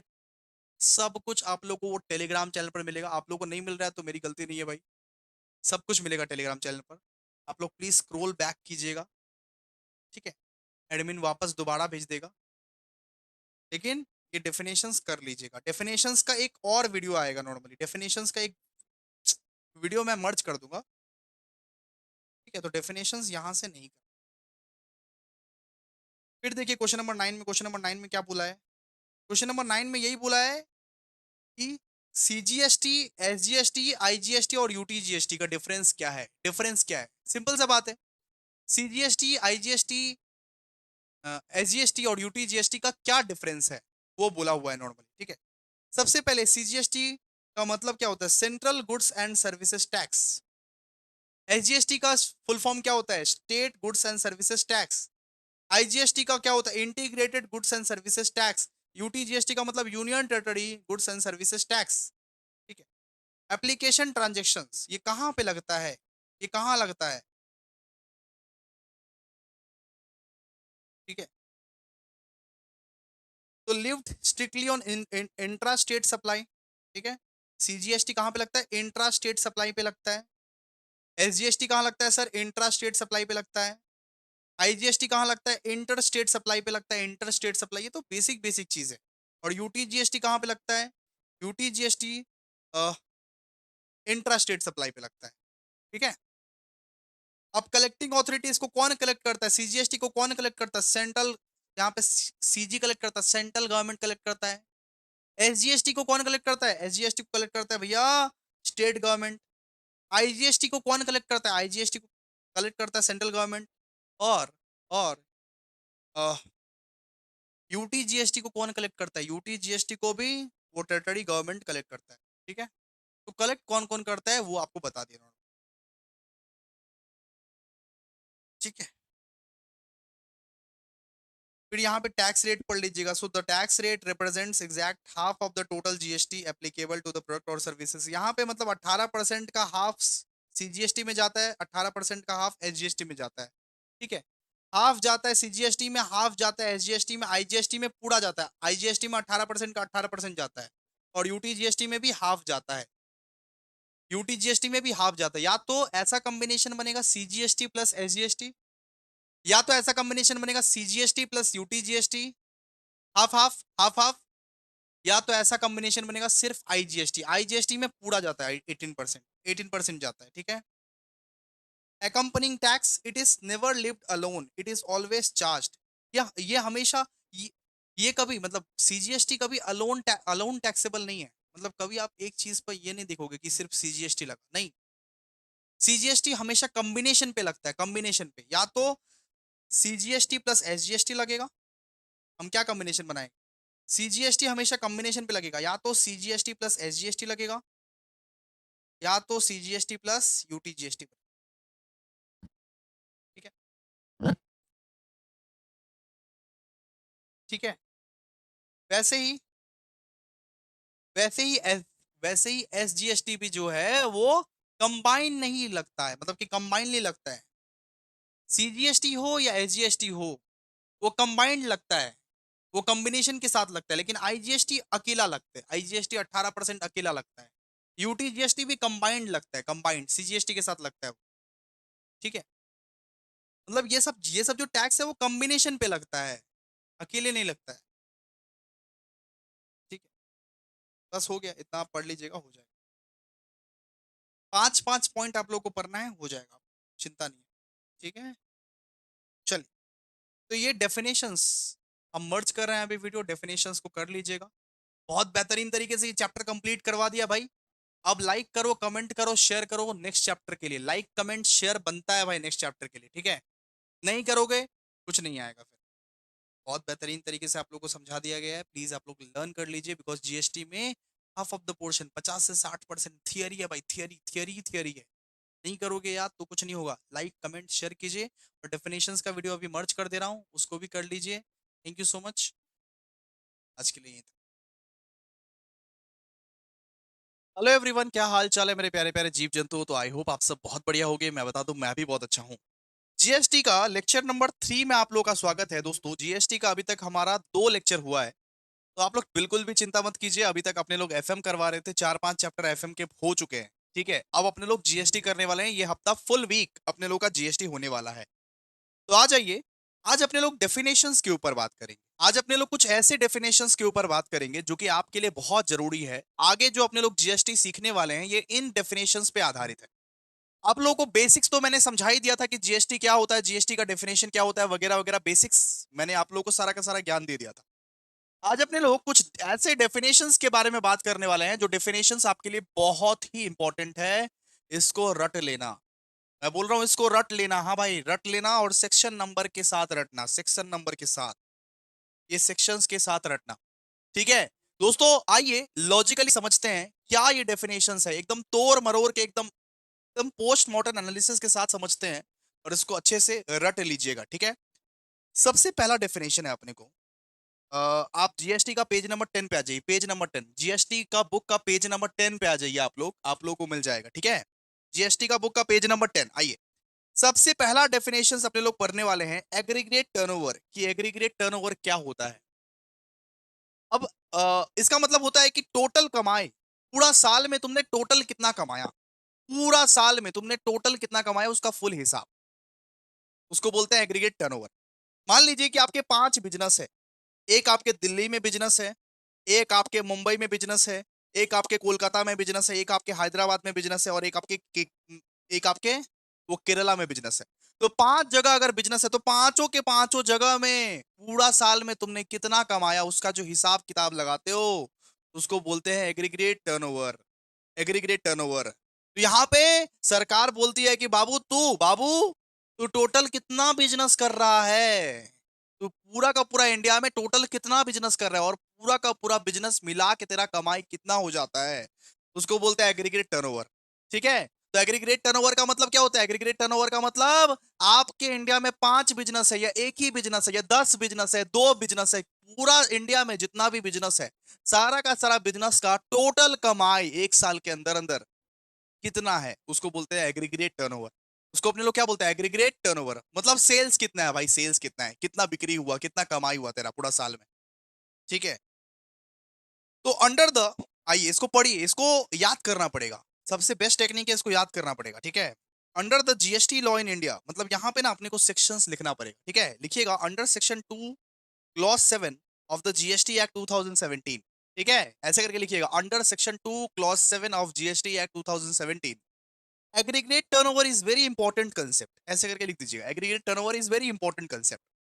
It means total value of all supplies, मतलब तुम सेल जो किए हो, कितने का सेल किए हो। अगर मेरे पास पूरा इंडिया भर में 5-10 बिजनेस है, मेरे पास मान लो कि 10 बिजनेस है, तो 10 के 10 बिजनेस मिला के पूरा साल में इंडिया में कितना सेल हुआ है मेरा, इकट्ठा अगर करोगे, उसको क्या बोलते हैं? Aggregate turnover. यहाँ पे क्या लिखा हुआ? It means the total value of all supply made by a person having same same pan number. जैसे कि आप लोगों को पता है कि एक बिजनेस में एक पैन नंबर मिलता है, एक बिजनेस को भी एक पैन नंबर मिलता है। तो अगर आपका सेम पैन नंबर है, अगर सेम टाइप का बिजनेस है, सेम टाइप का बिजनेस है, और सेम ही पैन नंबर से आप दूसरा बिजनेस भी चला रहे हो, मतलब मान लीजिए वो दिल्ली दिल्ली वाला जो बिजनेस है वो सेम पैन नंबर से चला रहे हैं, मुंबई वाला जो बिजनेस है वो सेम पैन नंबर से चला रहे हैं, हैदराबाद वाला जो बिजनेस है वो सेम पैन नंबर से चला रहे हैं, कोलकाता वाला जो बिजनेस है वो सेम पैन नंबर से चला रहा है, तो फिर उस उन सबका सेल्स इकट्ठा होके बनेगा आपका एग्रीगेट टर्नओवर, एग्रीगेट टर्नओवर। लेकिन ऐसा नहीं चलेगा कि मान लीजिए कोलकाता वाला बिजनेस डिफरेंट पैन नंबर से चल रहा है, और मुंबई वाला बिजनेस डिफरेंट पैन नंबर से चल रहा है। जैसे कि आप लोगों को पता है कि एक बिजनेस का भी पैन नंबर होता है, तो आप अलग अलग बिजनेस करो अलग अलग पैन नंबर लेके, तो उसका एग्रीगेट टर्नओवर अलग अलग कैलकुलेट होगा। लेकिन अगर सेम पैन नंबर के साथ आप 5-6 बिजनेस कर रहे हो, पूरा इंडिया में अगर आप सेम पैन नंबर के साथ अगर बिजनेस कर रहे हो बेटा, तो वो इकट्ठा होगा, उसको बोलते हैं एग्रीगेट टर्नओवर। उसको उसको अपने लोग क्या बोलते हैं? एग्रीगेट, एग्रीगेट वो टर्नओवर। ठीक है, अब पढ़ते हैं कि एग्रीगेट टर्नओवर में क्या क्या इंक्लूड होगा, इसमें क्या क्या इंक्लूड होता है। ये एग्रीगेट टर्नओवर जो है भैया, ये तो आप समझा दिए कि पूरा साल में इंडिया भर में आपके जितने भी बिजनेस है हैविंग सेम पैन नंबर, पूरा साल में आप कितना बिक्री किए उसको इकट्ठा कर दो, उसको मिला दो, उसको बोलते हैं एग्रीगेट टर्नओवर। ये तो आप समझा दिए। लेकिन ये बताइए भैया कि एग्रीगेट टर्नओवर में होता क्या क्या है, आता क्या क्या है, क्या क्या इंक्लूड है एग्रीगेट टर्नओवर में। तो सबसे पहला चीज आता है दोस्तों इसमें कि टैक्सेबल सप्लाई। अगर कोई इंट्रा स्टेट सप्लाई है, इंट्रा स्टेट सप्लाई जिसपे जीएसटी चार्ज किया जाता है, जिसपे जीएसटी वो चार्ज किया जाता है। मान लो कि कोलकाता में बिजनेस है, कोलकाता में मेरा बिजनेस है, मैं कोलकाता का सेलर हूं। तो कोलकाता से ही कोई मान ली कोई कोई आया, कोई खरीद के लेके गया सामान, तो उससे हम जीएसटी चार्ज किए ना। तो अगर कोई इंट्रा स्टेट सप्लाई है, इंट्रा स्टेट सप्लाई मतलब सेल आप विद इन द स्टेट ही कर रहे हो। अगर सेल कोलकाता के भीतर या वेस्ट बंगाल के अंदर अंदर ही सेल कर रहे हो आप, वेस्ट बंगाल के अंदर अंदर ही आप सेल कर रहे हो, तो उसको बोलते हैं इंट्रा स्टेट सप्लाई। ठीक है, तो एग्रीगेट वो टर्नओवर में इंट्रा स्टेट सप्लाई भी आता है, इंटर स्टेट सप्लाई भी आता है। इंटर स्टेट सप्लाई अगर आप एक स्टेट से दूसरे स्टेट्स में बेच रहे हो और जीएसटी वसूल कर रहे हो, जीएसटी वसूल कर रहे हो, वो भी आता है। ठीक है, एग्जेम्प्ट सप्लाई, एग्जेम्प्ट सप्लाई मतलब जहां पे जीएसटी नहीं लगता, जहां पे जीएसटी नहीं लगता वो भी इंक्लूडेड है एग्रीगेट टर्नओवर में। उसको भी, वो सेल्स को भी आप इंक्लूड कर सकते हो। मतलब कौन कौन सा सेल को इंक्लूड कर सकते हैं भैया? तो इंट यहां पे सिंपल सा बात बोला, इंट्रा स्टेट सप्लाई की सेल को इंक्लूड कर सकते हैं। अगर आपने कोलकाता के अंदर ही बेचा है सामान को, तो उस सेल को आप इंक्लूड कर सकते हो, उस टर्नओवर को आप इंक्लूड कर सकते हो। अगर आपने दूसरे स्टेट में बेचा, कोलकाता से दूसरे स्टेट में कोई बेचा है, उस सेल को भी आप इंक्लूड कर सकते हो। और मान लीजिए कोई कोई स्टेट में, जिस जिस स्टेट में जीएसटी नहीं लगता उस स्टेट में आपने सेल किया है। एग्जेम्प्ट एग्जेम्प्ट सप्लाई का मतलब क्या है? एग्जेम्प्ट सप्लाई का मतलब जिस स्टेट में, जिस जगह पे जीएसटी नहीं लगता, वो चीज को भी आप सेल किए हो, तो वो भी इंक्लूडेड होगा, वो भी इंक्लूडेड होगा। और export of goods and services, अगर आप अपना गुड्स एंड सर्विसेज को फॉरेन भेज रहे हो, एक्सपोर्ट कर रहे हो, एक्सपोर्ट फॉरेन इंटरनेशनल आप भेज रहे हो, तो वो भी इंक्लूड होगा। ठीक है, तो एग्रीगेट टर्नओवर का मतलब क्या है कि टोटल मिला के तुम्हारा जितना भी बिजनेस है, सेल्स कितना है रे टोटल मिला के तुम्हारा।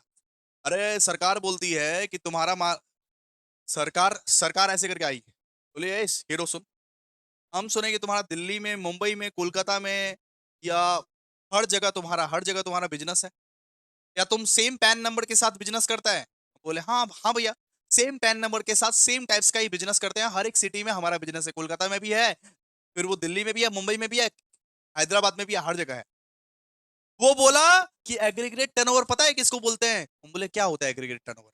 तुम्हारा जो सारा का सारा बिजनेस है इंडिया में, जो सारा का सारा बिजनेस पूरा साल भर में जितना तुमने बेचा, जितना तुमने सामान बेचा, उसको बोलते हैं एग्रीगेट टर्नओवर, उसको बोलते हैं एग्रीगेट टर्नओवर। तो एग्रीगेट टर्नओवर में कौन कौन सा चीज आएगा? अगर कोई इंट्रा स्टेट सप्लाई है, इंट्रा स्टेट सप्लाई मतलब तुम सेम स्टेट में ही बिजनेस करे और सेम स्टेट में ही तुमने बिक्री कर दिया, कोलकाता से ही बायर है, कोलकाता से ही सेलर है, तो वो सेल भी इंक्लूड होगा। अगर कोई इंटर स्टेट सप्लाई है, इंटर स्टेट सप्लाई मतलब कोलकाता से दिल्ली, दिल्ली भिजवाया, कोलकाता में सेलर बैठा हुआ है, दिल्ली में वो बायर वो खरीद रहा है, तो वो सेल भी इंक्लूड होगा, वो सेल भी उसमें इंक्लूड होगा। फिर एग्जेम्प्ट सप्लाई, जहां पे जिस भी गुड्स में जीएसटी नहीं लगता वो सेल भी इंक्लूड होगा। कुछ कुछ गुड्स ऐसे हैं ना कि जिस पे जीएसटी नहीं लगता, जिस पे जीएसटी नहीं लगता उसको बोलते हैं exempt supply. Sales on which GST is not वो चार्ज, वो सेल्स भी इंक्लूड होगा। जिस भी गुड्स पे जीएसटी नहीं लगता वो सेल्स भी इंक्लूड होगा। और exports of goods and services, अगर आप गुड्स एंड सर्विसेज को फॉरेन भेज रहे हो, इंटरनेशनल भेज रहे हो, तो वो गुड्स भी इंक्लूड होगा। एग्रीगेट टर्नओवर में ये सब सारा चीज इंक्लूड होगा। बात समझ में आया? क्लियर है? लेकिन याद रखिएगा, याद रखिएगा कि एग्रीगेट एग्रीगेट वो टर्नओवर में, एग्रीगेट टर्नओवर में ये सब कुछ टैक्सेस इंक्लूड नहीं होंगे। सर क्या क्या? CGST, SGST, IGST, UTGST, NGST. GST वो कंपेंसेशन सेस, तो ये सब जो है ना, सीजीएसटी, एसजीएसटी, आईजीएसटी, ये सब इंक्लूड नहीं होगा। Aggregate turnover does not include CGST, SGST, IGST. आप एग्रीगेट टर्नओवर में सीजीएसटी नहीं दिखा सकते, एसजीएसटी नहीं दिखा सकते, वो अलग है, वो अलग है भाई, ये अलग है, ये अलग है। ठीक है, ये सेल करने के वक्त में होता है, ये सेल करने के वक्त में आप दिखाते हो सीजीएसटी, एसजीएसटी। लेकिन एग्रीगेट टर्नओवर में नहीं दिखाते सकते सीजीएसटी का। मान लीजिए आपका सेल हुआ 20 रुपए का और 5 रुपए का जीएसटी लगा, तो 5 रुपए मत दिखाओ, एग्रीगेट टर्नओवर ये 20 रुपए ही है, एग्रीगेट टर्नओवर ये 20 रुपए का ही कहोगे। तो यहाँ पे सिंपल सा बात लिखा हुआ है कि एग्रीगेट टर्नओवर में सीजीएसटी, एसजीएसटी, आईजीएसटी, यूटीजीएसटी और जीएसटी कंपेंसेशन सेस इंक्लूड नहीं है, इंक्लूड नहीं है, इंक्लूड नहीं है। तो this means GST tax amount is not included while calculating aggregate turnover. ठीक है, तो जीएसटी टैक्स अमाउंट जो है वो इंक्लूड नहीं है एग्रीगेट टर्नओवर निकालने के समय में। लेकिन लेकिन भैया inter state, intra state, export of goods and services और एग्जेम्प्ट सप्लाई, एग्जेम्प्ट सप्लाई मतलब जिस सामान पे जीएसटी नहीं लगता वो सब इंक्लूडेड है, वो सब इंक्लूडेड है। लेकिन ये CGST, SGST, IGST, UTGST, GST compensation cess ये सब इंक्लूडेड नहीं है, सीधा सा बात। समझ में आया सबको? समझ में आया? तो जीएसटी अलग है, ये अलग है, इसमें ये सब चीज इंक्लूडेड नहीं है। सीजीएसटी, एसजीएसटी, आईजीएसटी हु बहू सेम टू सेम इसी को लिखना है, नहीं लिखोगे फेल हो जाओगे। हु बहू सेम टू सेम रॉ भाषा में इसी को लिखना है, अपना इंग्लिश मत झाड़िएगा। ठीक है,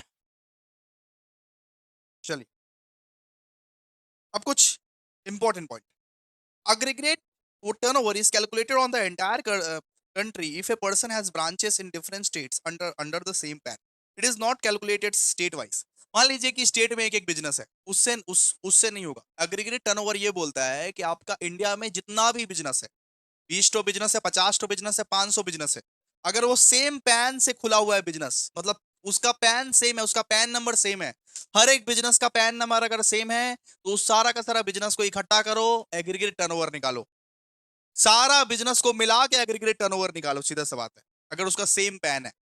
तो एग्रीगेट टर्नओवर का मतलब है कि पूरा इंडिया में तुम्हारा कितना को बिजनेस है उसको मिलाओ और फिर उसका सेल्स निकालो। ठीक है, क्लियर है? क्लियर है? गो थ्रू कीजिए, गो थ्रू कीजिए, उसके बाद next.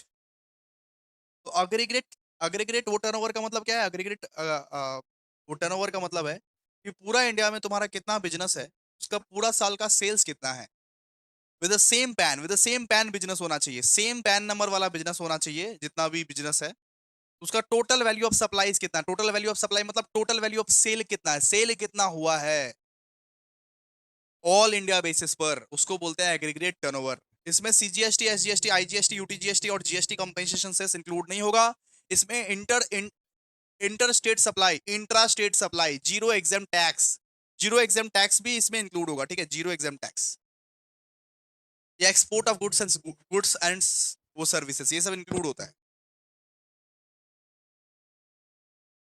Zero zero zero exam tax मतलब जिस पे टैक्स नहीं लगा, जिस सेल पे टैक्स नहीं लगा वो भी इंक्लूड होगा। आई, अब बात करते हैं बिजनेस, बिजनेस बिजनेस के ऊपर बात करते हैं। तो बिजनेस मतलब आप क्या क्या क्या समझिएगा बिजनेस को? ठीक है, कोई भी पैसा कमाने वाली एक्टिविटी बिजनेस है, ऐसा जीएसटी बोलती है। जीएसटी बोलती है कि पैसा तुम कहीं से भी कमाते हो वो बिजनेस है बेटा, पैसा तुम कहीं से भी कमाते हो, कुछ भी करके कमाते हो। अरे तुम माछ मार के पैसा कमाते हो, अरे तुम गड्ढा खोद के पैसा, कहीं से भी कोई सा भी एक ऐसा एक्टिविटी कर रहे हो जिसके हेल्प से तुम पैसा कमाते हो, उसको बोलेंगे बिजनेस। उसको अपने लोग क्या बोलेंगे? बिजनेस। जीएसटी बोलती है कि बिजनेस किसको बोलेंगे? कोई भी एक्टिविटी से तुम पैसा कमा रहे हो, पैसा कमा रहे हो कुछ एक्टिविटी करके, उसको बोलेंगे अपने लोग बिजनेस। इंस्टा पे अभी हाल फिलहाल में एक रील फेमस हुआ है जहां पे एक बूढ़े बाबा बोलते हैं कि भंडारा करा दो बाबू। ठीक है, जहां पे एक बूढ़े इंस्टा पे एक रील रील अभी वायरल हो रहा है जहां पे अभी एक अंकल है जो सारा का सारा खाना लेके घूमते हैं और राह चलते हुए इंसान को बोलते हैं कि भंडारा भंडारा करवा दो, हमारे पास लोग हैं, आप ये आप करवा सकते हो भंडारा। तो ये भी बिजनेस है, ये भी बिजनेस है। तो बिजनेस, बिजनेस मतलब क्या है? बिजनेस मतलब आपको आपको हम बता दिए कि कोई भी पैसा कमाने वाला एक्टिविटी जो है वो जीएसटी के हिसाब से क्या है? बिजनेस है। चाहे हम ट्यूशंस पढ़ा रहे हैं, बिजनेस है भाई, चाहे आप ट्यूशंस पढ़ा रहे हो, बिजनेस है। ठीक है, तो देखिए यहाँ पे under GST law of India, ऐसे मत लिखिएगा, लिखिएगा अंडर सेक्शन 2 क्लॉज 17। ठीक है, बिजनेस का डेफिनेशन सेक्शन 2 क्लॉज 17 में दिया हुआ है। सेक्शंस लिखना थोड़ा कंपलसरी हो जाता है, याद कर लीजिए अभी। नहीं याद रहा फिर बात अलग है, लेकिन याद कर लीजिए अभी, ठीक है, इंपॉर्टेंट है। तो under section 2 clause 17 of the GST act, ठीक है, under section 2 clause 17 of the GST act, ये बिजनेस का मतलब क्या होता है? The term business has a wide meaning. Business का मतलब बहुत बड़ा मीनिंग है, बिजनेस का मतलब बहुत बड़ा मीनिंग है। इट इंक्लूड्स एनी ट्रेड, कोई भी ट्रेड कर रहे हो। ट्रेड मतलब छोटा मोटा बिजनेस। ट्रेड मतलब छोटा मोटा बिजनेस, जैसे मान लो कि दुकान उकान लगा दे, दुकान उकान लगा दिए, दुकान उकान खोल दिए, ठीक है, जैसे मान लीजिए एक चाय का दुकान खोल दिए, एक चॉप का दुकान खोल दिए, ठीक है, उसको अपने लोग बोलते हैं ट्रेड। या कॉमर्स, कॉमर्स का मतलब जो बड़ा बड़ा बिजनेसमैन लोग, बड़ा बड़ा कंपनी लोग जो करता है बिजनेस, उसको बोलते हैं कॉमर्स। ट्रेड का मतलब भी बिजनेस होता है, कॉमर्स का मतलब भी बिजनेस होता है, लेकिन ट्रेड मतलब छोटा वाला बिजनेस, कॉमर्स मतलब बड़ा वाला बिजनेस, ठीक है।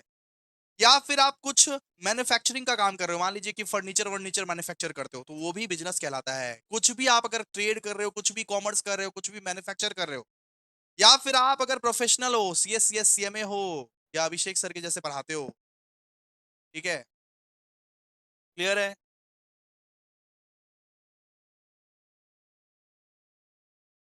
या फिर यहाँ पे लिखा हुआ है वोकेशन, वोकेशन, वोकेशन का मतलब क्या है? वोकेशन का मतलब कोई भी ऐसा काम, कोई भी ऐसा एक्टिविटी जिससे तुम पैसा कमाते हो।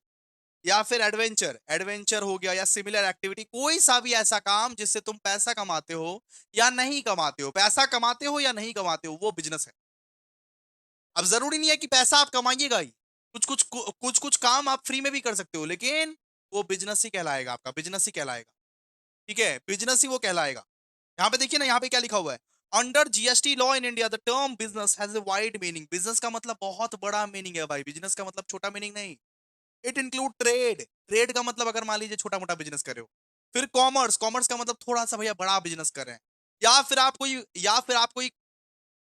आप मान लीजिए कि फर्नीचर वर्नीचर बनाते हैं, मैन्युफैक्चरिंग का काम करते हैं, फैक्ट्री वैक्ट्री का काम करते हैं, तो भी आप बिजनेस ही कर रहे हो। या फिर कोई प्रोफेशन कर रहे हो, प्रोफेशन मतलब सी एस सी एस में डॉक्टर अभिषेक सर, टीचिंग वीचिंग वगैरह।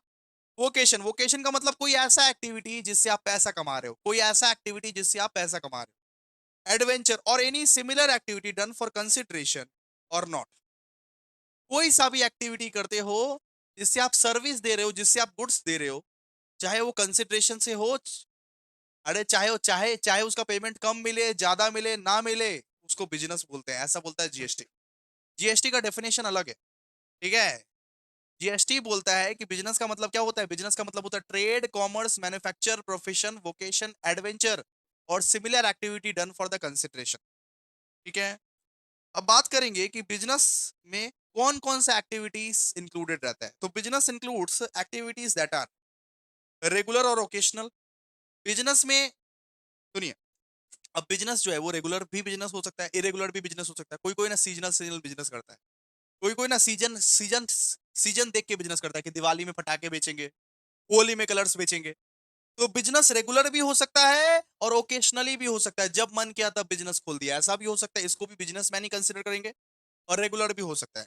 एंड डन फॉर प्रॉफिट और नॉट फॉर प्रॉफिट, चाहे बिजनेस प्रॉफिट के लिए किया जाए, चाहे नॉट फॉर प्रॉफिट के लिए किया जाए, बिजनेस तो बिजनेस होता है, ऐसा जीएसटी बोलती है। जीएसटी लॉ ऐसा बोलती है कि चाहे तुम प्रॉफिट कमाया ना कमाया, उससे हमको फर्क नहीं पड़ता, बिजनेस है ना, बिजनेस कर रहा है ना, कर रहा है तो कर रहा है।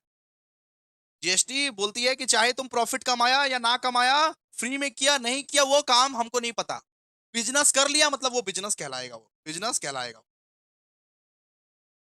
Related to buying and selling of goods, जहां पे गुड्स खरीदी बेची हो, उसको अपने लोग बिजनेस बोलते हैं।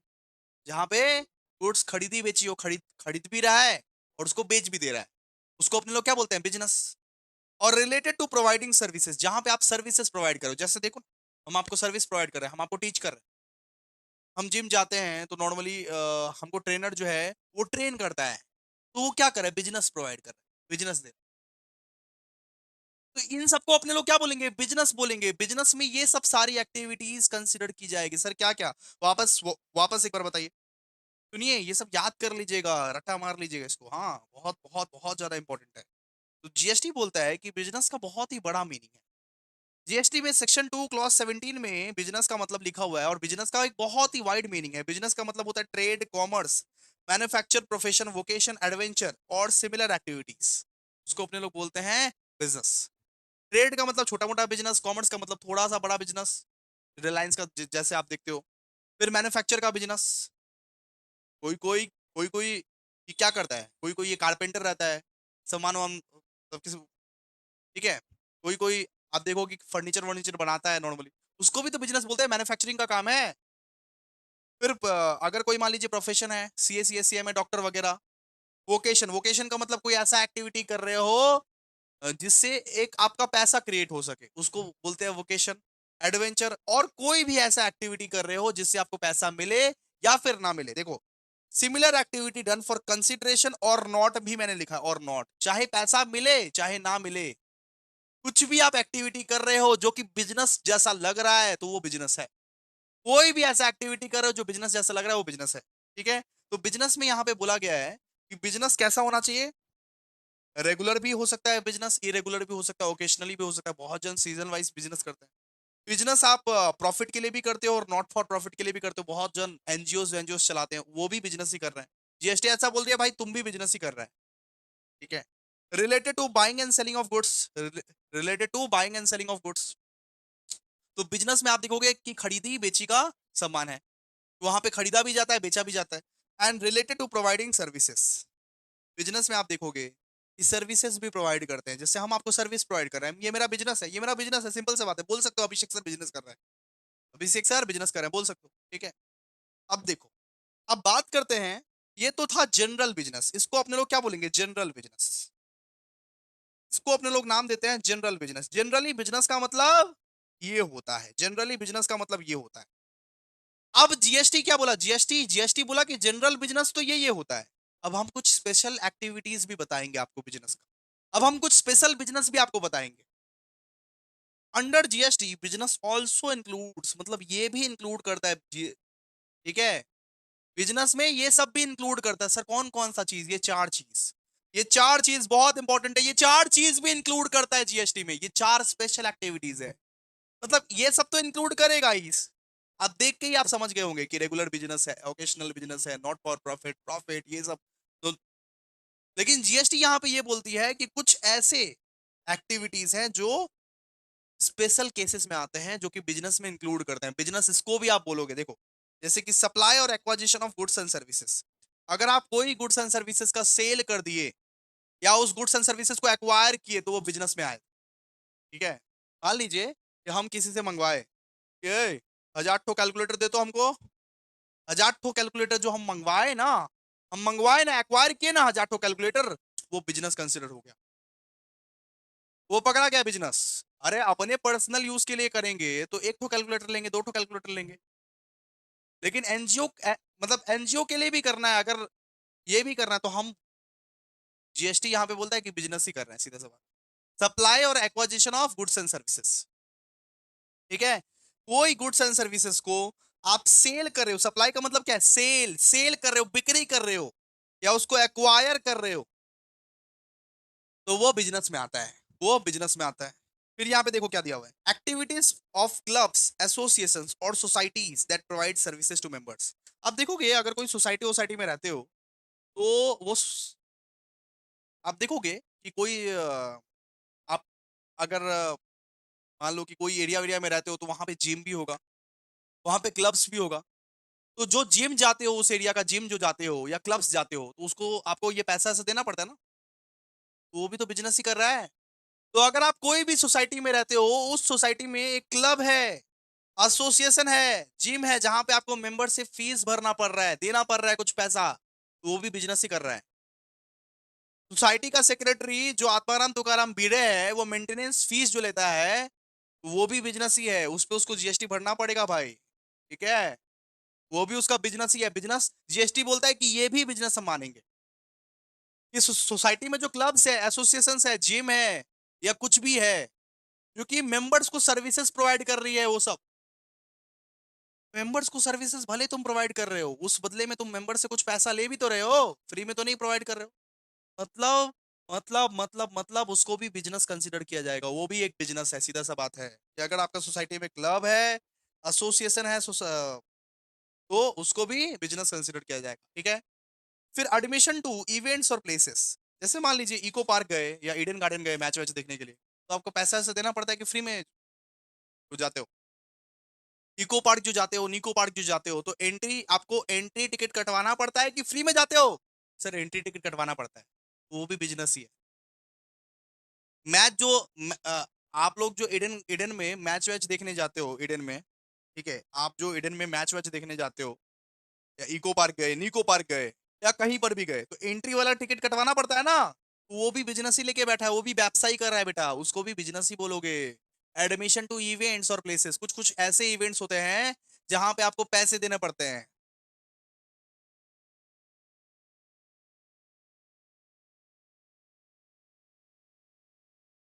ठीक है। फिर देखिए, फिर बोला है कि services supplied by the government that are treated as business. कुछ कुछ कुछ कुछ जो सर्विसेज होता है वो गवर्नमेंट खुद प्रोवाइड करता है। कुछ कुछ वो सर्विसेज गवर्नमेंट खुद प्रोवाइड करता है। जैसे आप लोगों को पता है कि गवर्नमेंट की तरफ से दवाई मिलती है, प्रधानमंत्री योजना की तरफ से एक दवाई मिलती है बहुत सस्ते सस्ते दामों में। तो गवर्नमेंट अगर सस्ते दामों में दवाई बेच रहा है, वो भी बिजनेस ही है गवर्नमेंट का, उसको भी बिजनेस ही बोलोगे आप। या कोई सा भी बिजनेस कर रहा है वो बिजनेस ही है। ठीक है। तो बिजनेस का एग्जांपल एग्जांपल क्या क्या हो गया सर? बिजनेस का एग्जांपल क्या क्या हो गया? बिजनेस का एग्जांपल हो गया शॉप सेलिंग क्लोथ्स। जैसे कि मान लीजिए एक आप दुकान गए जहां पे वो कपड़ा वपड़ा बेच रहा है। जैसे मान लीजिए एक डॉक्टर, ठीक है, एक एक क्लब कलेक्टिंग मेंबरशिप फीस, एक क्लब में आप मेंबरशिप फीस देते हो, जिम जाते हो, जिम में मेंबरशिप फीस देते हो, वो सब क्या है? वो सब बिजनेस है भाई, बिजनेस है, इसको बिजनेस बोलेंगे अपने। ठीक है, क्लियर है? यहाँ पे देखिए जरा आइए। One important point is that profit motive is not compulsory under GST. यहाँ पे क्या बोल रहा है? यहाँ पे बोल रहा है कि जरूरी नहीं है कि आप बिजनेस में प्रॉफिट ही कमा रहे हो तो ही आपको बिजनेस मानेंगे, नहीं। आप प्रॉफिट नहीं भी कमा रहे हो तो भी आपको हम बिजनेस मानेंगे। आप पैसे नहीं भी कमा रहे हो भाई साहब, लेकिन आप अगर बिजनेस कर रहे हो तो वो बिजनेस ही रहेगा, ऐसा बोलता है जीएसटी।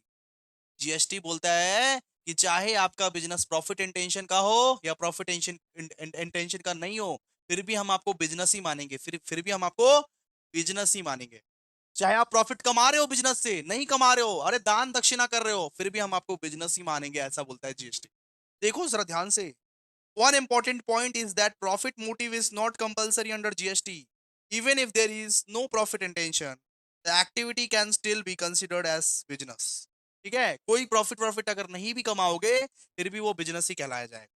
इसको पढ़ लीजिएगा अच्छे से। ठीक है, तो बिजनेस में क्या क्या आता है? बिजनेस में वो बिजनेस आता है जो रेगुलर है या फिर ओकेशनल है, या फिर रेगुलर है, इरेगुलर है, बिजनेस कहलाएगा। चाहे आप प्रॉफिट के लिए करो, नॉन प्रॉफिट के लिए करो, बिजनेस है वो। चाहे आप ठीक है, चाहे आप खरीदी खरीदी या बेची कर रहे हो, खरीद के बेच रहे हो, वो भी बेटा बिजनेस है। और आप अगर किसी को सर्विस प्रोवाइड करो, वो भी बिजनेस है। यहाँ पे अपने लोग स्पेशल स्पेशल स्पेशल टाइप के बिजनेस अपने लोग पढ़ाए आप लोगों को, पढ़ लीजिएगा अच्छे से। ठीक है, ओके। अब बात करते हैं कि कैपिटल गुड्स क्या होता है।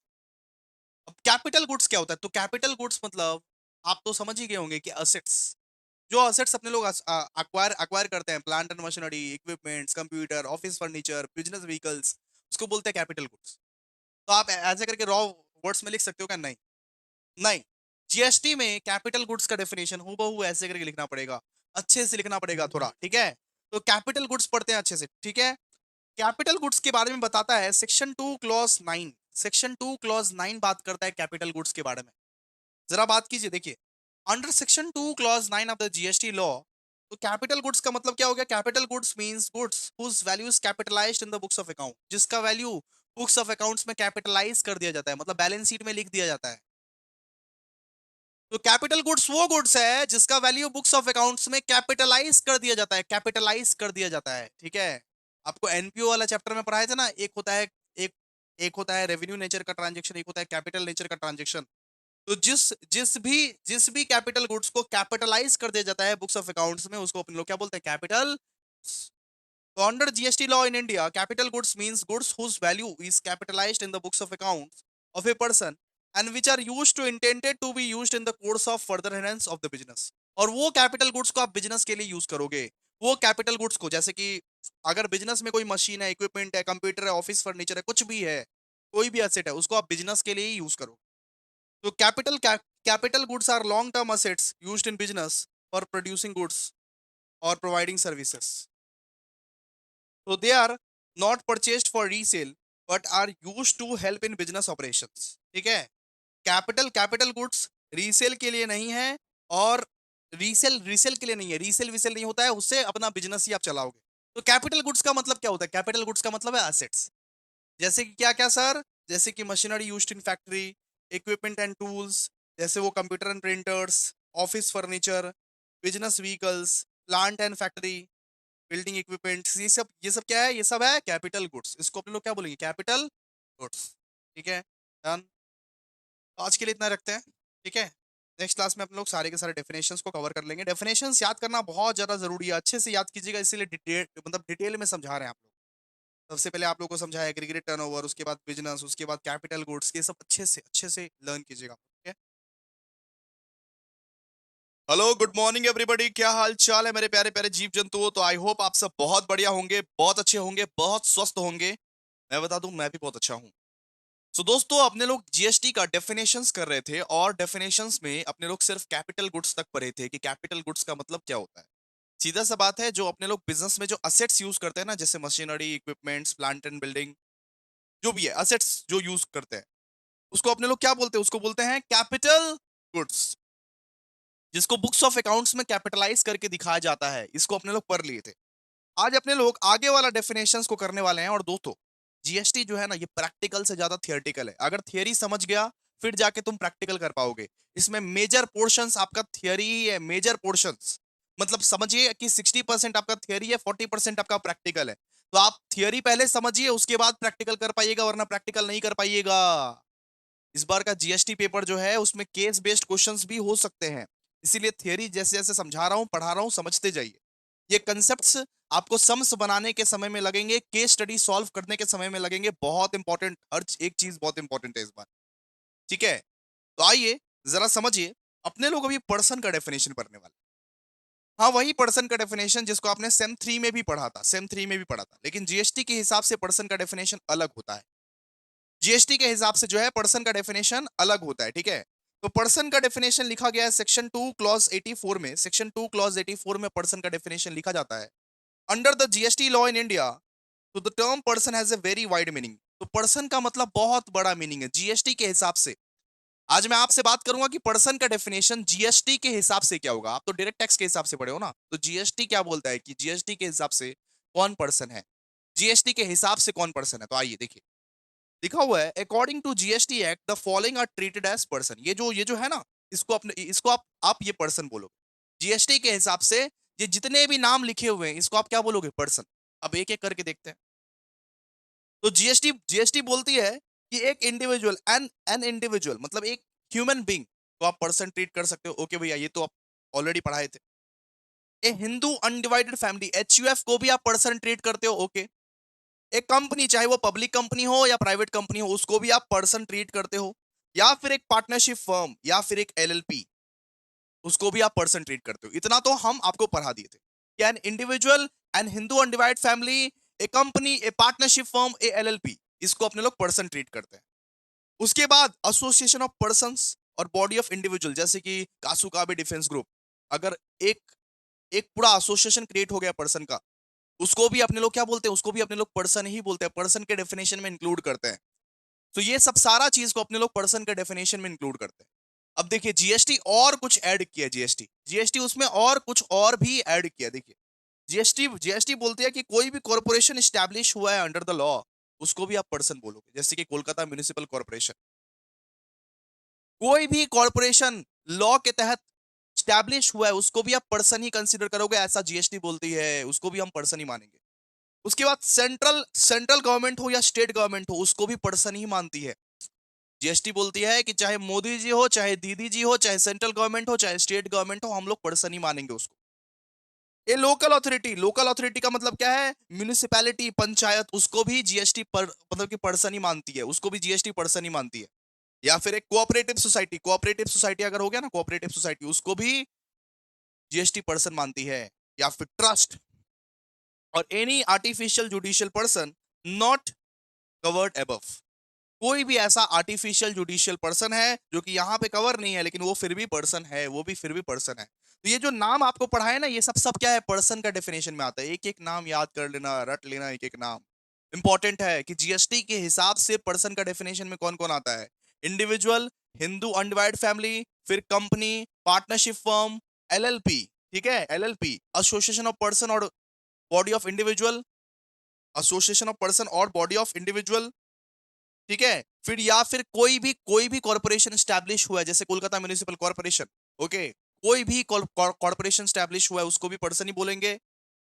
ठीक है, या तो सेंट्रल गवर्नमेंट या स्टेट गवर्नमेंट को भी हम लोग पर्सन ही बोलेंगे, चाहे मोदी जी हो, चाहे दीदी जी हो, चाहे कोई भी हो, सेंट्रल गवर्नमेंट हो, स्टेट गवर्नमेंट हो, वो पर्सन के डेफिनेशन में ही आता है, पर्सन के डेफिनेशन में। ठीक है, फिर local authority like municipality, panchayat, इन सबको पर्सन बोलेंगे। कोऑपरेटिव सोसाइटी, ट्रस्ट, ये सब सब पर्सन में आता है, ये सब सब पर्सन के डेफिनेशन में आता है। ठीक है, और एनी आर्टिफिशियल जुडिशियल पर्सन, कोई भी ऐसा आर्टिफिशियल जुडिशियल पर्सन जो पर्सन नहीं है, जो आर्टिफिशियल पर्सन है, जैसे कंपनी हो गया, पार्टनरशिप फर्म हो गया, छोटा मोटा बिजनेस हो गया, यहाँ पे अगर कवर नहीं है तो वो भी पर्सन के अंदर ही आता है, कोई भी अगर आर्टिफिशियल जुडिशियल पर्सन हो। तो आई होप आप सबको पर्सन का डेफिनेशन क्लियर हो गया होगा जीएसटी के हिसाब से। एक बार और रिवाइज करा देता हूँ, आइए फटाफट से आइए देखिए। तो पर्सन के हिसाब से हम क्या बोले कि जीएसटी के हिसाब से पर्सन का डेफिनेशन अलग है भाई साहब। जीएसटी के हिसाब से पर्सन का डेफिनेशन अलग है। Under the GST law in India the term person has a very wide meaning. अब किसको किसको पर्सन बोलेंगे, तो according to the GST act, so the person includes, लिखिएगा द पर्सन इंक्लूड्स। तो पर्सन में क्या क्या आता है, पर्सन में आता है इंडिविजुअल, हम तुम्हारे जैसा इंसान भी एक पर्सन कहलाए जाएंगे। हिंदू अनडिवाइड फैमिली, ये भी आपका पर्सन ही है। या फिर एक कंपनी, चाहे प्राइवेट कंपनी हो, पब्लिक कंपनी हो, पर्सन ही है। या पार्टनरशिप फर्म, एलएलपी, ये सब सब पर्सन है, पर्सन के कैटेगरी में आते हैं, ये सब सब पर्सन के डेफिनेशंस में आते हैं। ठीक है, एओपी बीओआई, एओपी का मतलब एसोसिएशन ऑफ पर्सन, जहां पे सारे के सारे लोग इकट्ठे हुए हैं, एक एसोसिएशन है, कासुगाबी डिफेंस ग्रुप, वो भी पर्सन के डेफिनेशन में ही आते हैं। ठीक है, या फिर कोई भी कॉर्पोरेशन आप स्टैब्लिश किए हो लॉ के तहत, जैसे कोलकाता म्युनिसिपल कॉर्पोरेशन, वो भी पर्सन के डेफिनेशन में ही आते हैं। सेंट्रल गवर्नमेंट या स्टेट गवर्नमेंट, ममता दीदी हो या मोदी जी हो, केजरीवाल हो या मोदी जी हो, वो भी पर्सन के डेफिनेशन में ही आते हैं। जीएसटी में, जीएसटी बोलता है कि हाँ हमारे में सेंट्रल गवर्नमेंट और स्टेट गवर्नमेंट भी आता है, उनको भी देना पड़ेगा, सेंट्रल गवर्नमेंट को भी जीएसटी देना पड़ेगा। हाँ, है ना, उनको भी जीएसटीआर फाइल करना पड़ेगा, तो वो लोग भी पर्सन कंसिडर किए जाते हैं, सेंट्रल गवर्नमेंट और स्टेट गवर्नमेंट, जीएसटी के हिसाब से। ठीक है, लोकल अथॉरिटी, लोकल अथॉरिटी मतलब म्युनिसिपैलिटी या पंचायत, ये भी एक पर्सन ही कंसिडर किया जाता है। ठीक है, फिर एक कोऑपरेटिव सोसाइटी, ट्रस्ट और एनी आर्टिफिशियल जुडिशियल पर्सन, ये सब क्या है, ये सब पर्सन कंसिडर किया जाता है। ठीक है, पढ़ लीजिएगा अच्छे से। बात करेंगे कि टैक्सेबल पर्सन क्या होता है। तो टैक्सेबल पर्सन मतलब जो टैक्स देता है, जो रजिस्टर्ड है जीएसटी एक्ट के। तो जीएसटी के हिसाब से, जीएसटी के हिसाब से बात करना है सर, इनकम टैक्स के हिसाब से नहीं, जीएसटी के हिसाब से बताइए। तो जीएसटी के हिसाब से टैक्सेबल पर्सन वो होता है जो जीएसटी के तहत रजिस्टर्ड है, जो जीएसटी भरता है भाई साहब, जो जीएसटी भरता है, जिसका बिजनेस का टर्नओवर 20 लाख या 40 लाख क्रॉस कर गया हो, 20 lakh in case of services और 40 lakh in case of goods. अगर आप गुड्स का धंधा करते हो तो 40 लाख क्रॉस कर जाना चाहिए। अगर आप सर्विसेज का धंधा करते हो तो 20 लाख क्रॉस कर जाना चाहिए, सीधा सा बात। तो टैक्सेबल पर्सन का मतलब क्या होता है, टैक्सेबल पर्सन का मतलब होता है जीएसटी के हिसाब से, जीएसटी के हिसाब से टैक्सेबल पर्सन का मतलब होता है कि जो जीएसटी एक्ट के तहत रजिस्टर्ड है और लायबल है, जो जीएसटी पे करता है, जो जीएसटी पे करता है, जो जीएसटी भरता है, उसको बोलते हैं अपने लोग टैक्सेबल पर्सन। ठीक है, under GST law in India a taxable person means a person who is registered और liable to be registered under the GST act. ठीक है, अब किसको किसको बोलेंगे भैया, a person becomes a taxable person in the following situations. एक person taxable, ये पर्सन ये सब सिचुएशंस में बनता है। When is aggregate turnover exceeds the prescribed limit, मान लो कि आपका साल का पूरा साल का टर्नओवर अगर 40 लाख क्रॉस कर गया गुड्स के, अगर आप गुड्स का धंधा करते हो, अगर आप गुड्स बेचते हो, गुड्स सामान बेचते हो, और 40 लाख का अगर टर्नओवर हो गया तो जीएसटी भरना जरूरी है, जीएसटी में अप्लाई करना, रजिस्टर करना जरूरी है आपको। और अगर आप सर्विसेज देते हो, जैसे मतलब कि मान लीजिए अरे ट्यूशन व्यूशन देते हो, ठीक है, और आपका साल का टर्नओवर अगर 20 लाख है तो आपको जीएसटी भरना जरूरी है उस केस में। ठीक है, when his aggregate turnover exceeds the prescribed limit, for example 40 lakhs और 20 lakhs, when he makes taxable supplies of goods or services, when he makes taxable supply of goods or services। ठीक है, मान लीजिए कि आप किसी से जीएसटी ले रहे हो भाई, किसी से आप जीएसटी ले रहे हो, तो जीएसटी आप दोगे भी ना गवर्नमेंट को, तो गवर्नमेंट का काम क्या है? तो मोदी जी आपको बोलता है कि जीएसटी लेके हमको पहुंचा देना। When he makes taxable supplies of goods and services, मतलब सीधा सा बात है, जब आप सेल करते हो तो जीएसटी लेते हो भाई, तो पहुंचाना भी आपका धर्म है, पहुंचाइए। अरे गवर्नमेंट को दीजिए, गवर्नमेंट का हिस्सा है वो, ठीक है। फिर when he is compulsory required to register such as interstate supply, e-commerce operators and casual tax payers, जब उसके लिए कंपलसरी बन जाता है कि जीएसटी में अब रजिस्ट्रेशन करना पड़ेगा तो करना पड़ेगा, नहीं करोगे तो फ्रॉड। जब उसके लिए पूरा का पूरा कंपलसरी बन जाता है कि हाँ भाई अब करना ही पड़ेगा, जीएसटी में रजिस्टर्ड जीएसटी लेना ही पड़ेगा, बिकॉज एक सर्टेन टर्नओवर से क्रॉस हो चुका है, 40 लाख 20 लाख से क्रॉस हो चुका है, ठीक है, क्लियर है, ओके। तो इसको अपने लोग क्या बोलते हैं? Taxable person. तो टैक्सेबल पर्सन कौन होता है? टैक्सेबल पर्सन वो होता है who is liable to be registered under the GST act, जिसको आप रजिस्टर करना पड़ेगा जीएसटी एक्ट के तहत, जिसको आप जीएसटी लेना पड़ेगा, जिसको रजिस्टर करना पड़ेगा जीएसटी के तहत, जिसका साल का turnover 40 lakh in case of goods and 20 lakh in case of services आगे बढ़ गया है, ठीक है। उसको अपने लोग क्या बोलते हैं? उसको अपने लोग बोलते हैं टैक्सेबल पर्सन। अब बात करते हैं भाई casual taxable person. Casual taxable person किसको बोलते हैं? तो कैजुअल टैक्सेबल पर्सन का जो वो डेफिनेशन लिखा गया ना, वो सेक्शन 2 क्लॉज 20 में लिखा गया है। सेक्शंस याद करके रख लीजिएगा आप, ठीक है। Under section 2 clause 20 of the GST act, तो कैजुअल टैक्सेबल पर्सन मतलब क्या होता है? कि जो पूरा साल बिजनेस नहीं करता, जो पूरा साल बिजनेस नहीं करता, दिवाली में फटाके बेचता है, ठीक है, दिवाली में फटाके बेचता है, मान लीजिए कि होली में कलर्स बेचता है, जो सीजनल बिजनेस करता है, ओकेशनल बिजनेस करता है, पूरा पूरा साल जो बिजनेस नहीं करता, या फॉरेन जाके जो बिजनेस कर लेता है। मान लीजिए कि मेरा दिल्ली में एक तो ऑफिस है, ठीक है, मेरा मान लीजिए दिल्ली में एक तो ऑफिस है, मैं साल के 1 महीने के लिए दिल्ली में जाता हूं और बहुत अच्छे से बिजनेस बिजनेस करके आ जाता हूं वहां पे, उसका भी मेरे को जीएसटी भरना पड़ेगा। मैं साल का पूरा पूरा साल का 11 महीना मैं कोलकाता में रहता हूँ, लेकिन 1 महीने के लिए मैं दिल्ली दिल्ली चला जाता हूँ और वहां पे 1 करोड़ रुपया प्रॉफिट प्रॉफिट कमा के आता हूँ, तो इस पे भी मेरे को जीएसटी भरना पड़ेगा। आप जो चले जाते हो ना साल में सिर्फ 1 ही महीने के लिए बिजनेस जो करते हो ना, आपको भरना पड़ेगा, ठीक है। देखो ना, a businessman from Delhi participating in trade fair in Chennai, मतलब अगर मान लो कि एक दिल्ली का बिजनेसमैन अगर चेन्नई में गया, चेन्नई में जाके बिजनेस बिजनेस कर रहा है अपना, 1 महीना के लिए, 1.5 महीना के लिए, 2 महीना के लिए, तो भाई उस पे भी तुमको जीएसटी भरना पड़ेगा, नो मैटर। तो अंडर जीएसटी लॉ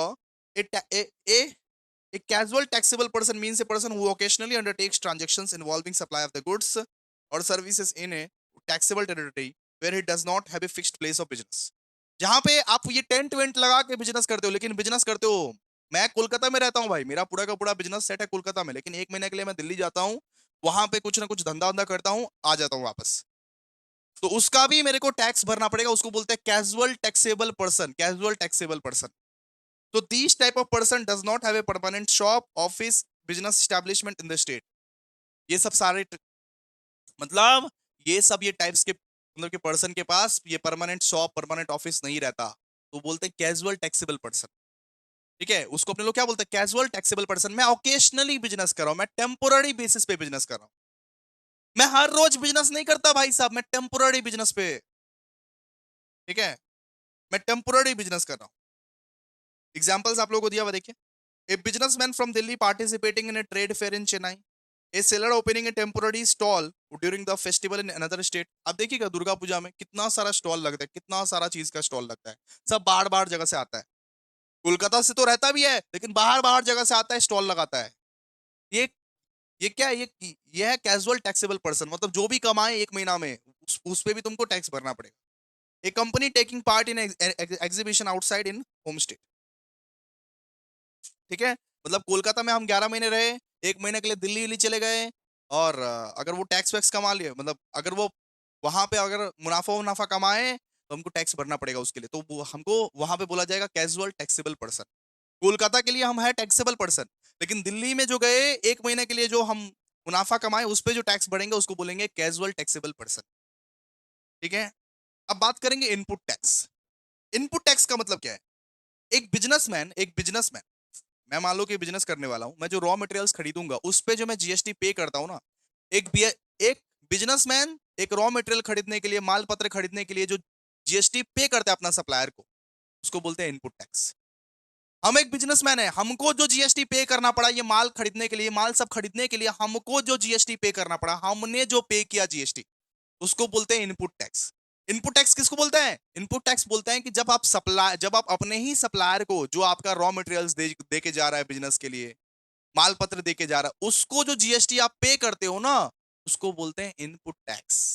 अगर बिजनेसमैन जीएसटी पे कर रहा है अपने सप्लायर को for raw materials and for goods and services, for their purchases, उसको बोलते हैं क्या? Input tax. मैंने अपना बिजनेस के लिए चेयर खरीदा, सोफा खरीदा, उसके लिए जो मैं जीएसटी पे करके आया हूं, उसको बोलता है इनपुट टैक्स। इनपुट टैक्स, समझ में आया? तो देखिए यहां पे, under the GST law in India, input tax means the tax charged on any supply of goods or services made to registered person. In simple words, it is the GST paid by the business on its purchase. अगर एक business अपना purchase पे GST पे कर रहा है, अपना purchase पे जीएसटी पे कर रहा है, उसको बोलते हैं इनपुट टैक्स। भाई ये सब याद कर लेना, रट लेना, ये सब अच्छे से समझा रहा हूँ आप लोगों को, ठीक है? तो इनपुट टैक्स किसको बोलते हैं? इनपुट टैक्स बोलते हैं कि अगर एक बिजनेसमैन रॉ मटेरियल खरीदने के या बिजनेस का माल पत्र खरीदने के कुछ भी कुछ भी जीएसटी पे कर अपना सप्लायर को, उसको क्या बोलते हैं? Input tax. तो इनपुट टैक्स में क्या क्या इंक्लूड होता है भैया? सीजीएसटी इंक्लूड हो सकता है, एसजीएसटी, आईजीएसटी और यूटीजीएसटी। चाहे आप दिल्ली से मंगवाओ, हरियाणा से मंगवाओ, सेम स्टेट से मंगवाओ, कोई भी सीजीएसटी, एसजीएसटी, आईजीएसटी, यूटीजीएसटी भी हो सकता है, ठीक है? फिर लिखा हुआ है कि however input tax does not include, input tax में ये सब चीज नहीं रहता। कौन सा चीज sir? GST paid under composition scheme, ये बाद में समझाएंगे, ये इसका एक पूरा का पूरा कंसेप्ट है। और इंटरेस्ट और पेनाल्टी पेड अंडर जीएसटी, ये सब इंक्लूड नहीं रहता है इनपुट टैक्स, ये सब इंक्लूड नहीं रहता, ठीक है? तो इनपुट टैक्स का मतलब क्या? जब एक बिजनेसमैन अपने ही सप्लायर को, वो जो रॉ मटेरियल सप्लाई किया, वो जो परचेज किया बिजनेसमैन, उसके लिए जो हम बिजनेसमैन लोग जो जीएसटी पे करता है, उसको बोलते हैं इनपुट टैक्स। बिजनेसमैन लोग जो जीएसटी पे कर रहा है अपना सप्लायर को, उसको क्या बोलते हैं? Input tax. Input tax. फिर बात करते हैं इनपुट क्या होता है। इनपुट का मतलब कौन सा आपने कैपिटल गुड खरीदा है, उसको क्या बोलते हैं? इनपुट। इनपुट का मतलब रॉ मटेरियल। एक बिजनेस जो इनपुट यूज करता है, इनपुट का मतलब क्या है? एक एक बिजनेसमैन जो रॉ मटेरियल खरीदता है, उसको अपने लोग क्या बोलते हैं? इनपुट। अरे मिठाई बनाने के लिए दूध खरीदा, ये क्या इनपुट? ठीक है? तो under GST law in India, input means any goods other than the capital goods used और intended to be used by the supplier in course of furtherance of the business. Input का मतलब वो सामान, वो चीज, वो कैपिटल गुड्स जो कि बिजनेस के लिए मैं यूज करने वाला हूं, वो असेट्स जो बिजनेस के लिए मैं यूज करने वाला हूं, उसको क्या बोलते हैं? इनपुट। अरे भाई, जैसे raw material, furniture, plant and machinery मंगवाता हूं, बिजनेस के लिए यूज करूंगा, ठीक है? तो इनपुट का मतलब क्या है? इनपुट का मतलब बिजनेसमैन का वो कैपिटल गुड्स जो खरीदा है, जीएसटी पे किया है उसके ऊपर, और वो बिजनेस के लिए यूज करेगा। जैसे एग्जांपल हो गया रॉ मटेरियल, फर्नीचर, असेट्स, जो एक बिजनेसमैन खरीदता है कि ये फ्यूचर में बिजनेसमैन के लिए यूज होगा, ठीक है? तो इजी इजी एक्सप्लेनेशन यहाँ पे दिया हुआ है, देखिए। Input refers to the goods that are used to day business operations और in the production process. Input का मतलब जो ये डेली डेली बिजनेस ऑपरेशंस में यूज होने वाला है, प्रोडक्शन प्रोसेस में यूज होने वाला है। It does not includes capital goods because capital goods are long term assets, मतलब ये कैपिटल गुड्स को इंक्लूड नहीं करता नॉर्मली, लेकिन जो वो डे टू डे यूज होने वाला है, डे टू डे यूज होने वाला है, सॉरी, ये कैपिटल गुड्स को इंक्लूड इंक्लूड नहीं करता। इनपुट्स जो है ये डे टू डे यूज करने वाला चीज है। जैसे मान लीजिए रॉ मटेरियल्स, एग्जांपल तो दे दिए रॉ मटेरियल्स। जैसे मान लीजिए कि packing packing material, fuel used in the production, stationery, जो डेली बिजनेस में आपका यूज होने वाला है, इसको अपने लोग क्या बोलते हैं? इनपुट। इनपुट बोलते हैं इसको, इनपुट, ठीक है? अब बात करते हैं इनपुट सर्विसेज क्या होता है। इनपुट सर्विसेज का मतलब क्या होता है? Input services means any services used और intended to used by the supplier in the course और furtherance of business. Input services का मतलब कोई सा भी ऐसा सर्विसेज जो एक बिजनेसमैन के लिए बिजनेस में यूज करने वाला चीज है। जैसे कि मान लो ट्रांसपोर्टेशन सर्विसेज, वो जो माल पहुंचाएगा हमको सप्लायर, तो वो गाड़ी वाड़ी से आएगा ना, तो ट्रांसपोर्टेशन सर्विसेज। जैसे मान लीजिए वो telephone and internet services, legal and professional services, banking services, advertisement services, security services, ये सब क्या है? ये सब है input services. Input services, input का मतलब क्या है? गुड्स। जैसे मान लीजिए रॉ मटेरियल, लेकिन रॉ मटेरियल पहुंचाया कैसे? रॉ मटेरियल पहुंचाया ट्रांसपोर्ट करके। वो telephone services, legal and professional services, ये क्या? इनपुट सर्विसेज, जिससे बिजनेस फ्यूचर में हम कर पाए, बिजनेस को हेल्प होता है इनपुट सर्विसेज से। यहाँ पे आप देखिए ना, so input services are the services that helps the running the business smoothly. These services may not be directly involved in the manufacturing goods but are necessary for the business operations. तो input services जो है एक business को smoothly चलाता है। ये पूरा का पूरा बिजनेस का चलाने का दारो मदार नहीं लेता है, लेकिन हाँ, इनपुट सर्विसेज बहुत ज्यादा जरूरी है ताकि बिजनेस चल पाए। जैसे मान लीजिए ट्रांसपोर्टेशन सर्विस, अगर माल नहीं पहुंचाया तो बिजनेस कैसे चला पाओगे? माल सही तरीके से नहीं पहुंचा पाया गाड़ी से या ट्रेन से तो बिजनेस कैसे चल पाओगे? Advertisement services, banking services, legal and professional services, ये सब सर्विसेज भी जरूरी होती है बिजनेस को चलाने के लिए। ठीक है, अब बात करेंगे आउटपुट टैक्स। आउटपुट टैक्स मतलब क्या होता है? आउटपुट टैक्स मतलब एक बिजनेस जब अपने कस्टमर से जीएसटी लेता है, एक बिजनेस जब अपने कस्टमर से जीएसटी लेता है उसको बोलते हैं दोस्तों आउटपुट टैक्स। एक बिजनेस जब जीएसटी देता है अपने सप्लायर को उसको बोलते हैं इनपुट टैक्स। एक बिजनेस जब अपने कस्टमर से जीएसटी लेता है उसको क्या बोलते हैं? Output tax. Output tax is the GST that a business collect from customer on sales. एक बिजनेसमैन जब अपने कस्टमर से जीएसटी लेता है उसको बोलते हैं आउटपुट टैक्स, और एक बिजनेसमैन जब जीएसटी देता है अपने सप्लायर को उसको बोलते हैं इनपुट टैक्स। रॉ मटेरियल का सप्लाई किया था तो मैंने क्या किया? मैंने उसको जीएसटी दिया, वो क्या? Input tax. लेकिन मैं अपने कस्टमर से जब जीएसटी लूंगा उसको क्या बोलेंगे? Output tax. Output tax. एक बिजनेस जब अपने कस्टमर से जीएसटी लेता है उसको बोलते हैं output tax. Under the GST law in India, output tax means the tax chargeable on the taxable supplies of goods and services made by the registered person. ठीक है, आउटपुट टैक्स में क्या क्या इंक्लूड होता है? वही सर, आप क्या क्या पे करते हो? आप एक बिजनेस को क्या क्या पे करते हो? सर सीजीएसटी, एसजीएसटी, आईजीएसटी भी पे कर सकते हो और यूटीजीएसटी भी पे कर सकते हैं। सीजीएसटी, एसजीएसटी, आईजीएसटी और यूटीजीएसटी भी पे कर सकते हैं, सीधा सा बात है। ठीक है, अब बात करते हैं कि इनपुट टैक्स क्रेडिट क्या होता है। इनपुट टैक्स क्रेडिट क्या होता है? तो इनपुट टैक्स क्रेडिट का मतलब होता है output tax minus input tax. कितना जीएसटी लिया और कितना जीएसटी दिया, इसका जो डिफरेंस होता है ना, इसको अपने लोग बोलते हैं input tax credit. Output output tax minus input tax मतलब कितना जीएसटी कस्टमर से लिया और कितना जीएसटी दिया तुमने सप्लायर को, इसका जो डिफरेंस है उसको क्या बोलते हैं? इसको बोलते हैं इनपुट टैक्स क्रेडिट। इसको आईटीसी बोलते हैं, आईटीसी, आईटीसी बोलते हैं इसको। ठीक है, under GST law in India, input tax credit means the credit of input tax which a registered person is allowed to deduct from his output tax liability। मतलब सीधा सा बात है, output tax minus input tax कर दोगे तो आपका क्या निकलेगा? आईटीसी निकलेगा। आईटीसी का मतलब क्या होता है? आईटीसी का मतलब होता है input tax credit. Input tax credit. ठीक है, इजी इजी इजी एक्सप्लेनेशन सुनिए। When a business purchase goods और services it pays GST. When it sells goods और services it it collect GST. जब एक बिजनेस जो है गुड्स एंड सर्विसेज खरीदता है तो वो पे करता है जीएसटी। जब एक बिजनेस जो है गुड्स एंड सर्विसेज बेचता है तो वो कस्टमर से कलेक्ट करता है जीएसटी।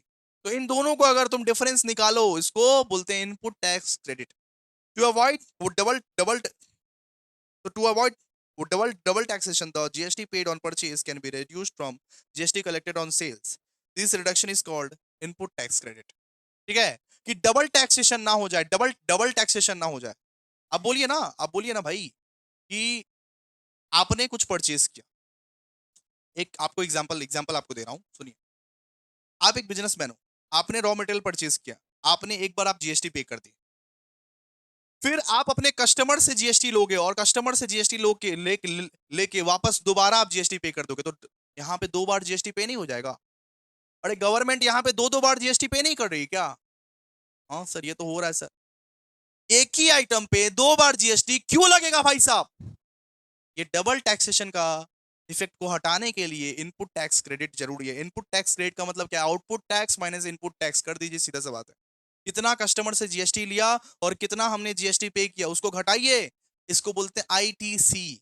कि डबल टैक्सेशन ना आए। अगर डबल डबल वो टैक्स भर दोगे तो एक ही सामान पे, एक ही फोन पे आपका दो दो बार जीएसटी आ जाएगा। एक एक ही वो कैलकुलेटर पे आपका दो बार, तीन बार, चार बार, कितना बार भी जीएसटी आ जाएगा, वो गलत है। ठीक है, तो कंडीशंस क्या है? सो कंडीशंस टू क्लेम आईटीसी। अब हम लोग पढ़ेंगे कि आईटीसी कब आप क्लेम कर सकते हो। आईटीसी इनपुट टैक्स क्रेडिट कब आप क्लेम कर सकते हो? तो the person must be registered under GST. सबसे पहले तो वो पर्सन जो है वो जीएसटी के अंदर रजिस्टर्ड होना चाहिए। He must have a valid ये टैक्स इनवॉइस। उसके पास एक वैलिड टैक्स इनवॉइस होना चाहिए। वैलिड टैक्स इनवॉइस, इनवॉइस मतलब बिल। गुड्स और services must be received, goods और सर्विसेज जो है वो रिसीव हो जाना चाहिए आपका, तभी आईटीसी आप क्लेम कर सकते हो, वरना नहीं, आईटीसी क्लेम फिर नहीं कर सकते हो। Supplier must have paid the tax to the government, supplier को गवर्नमेंट को टैक्स बराबर तरीके से देना चाहिए।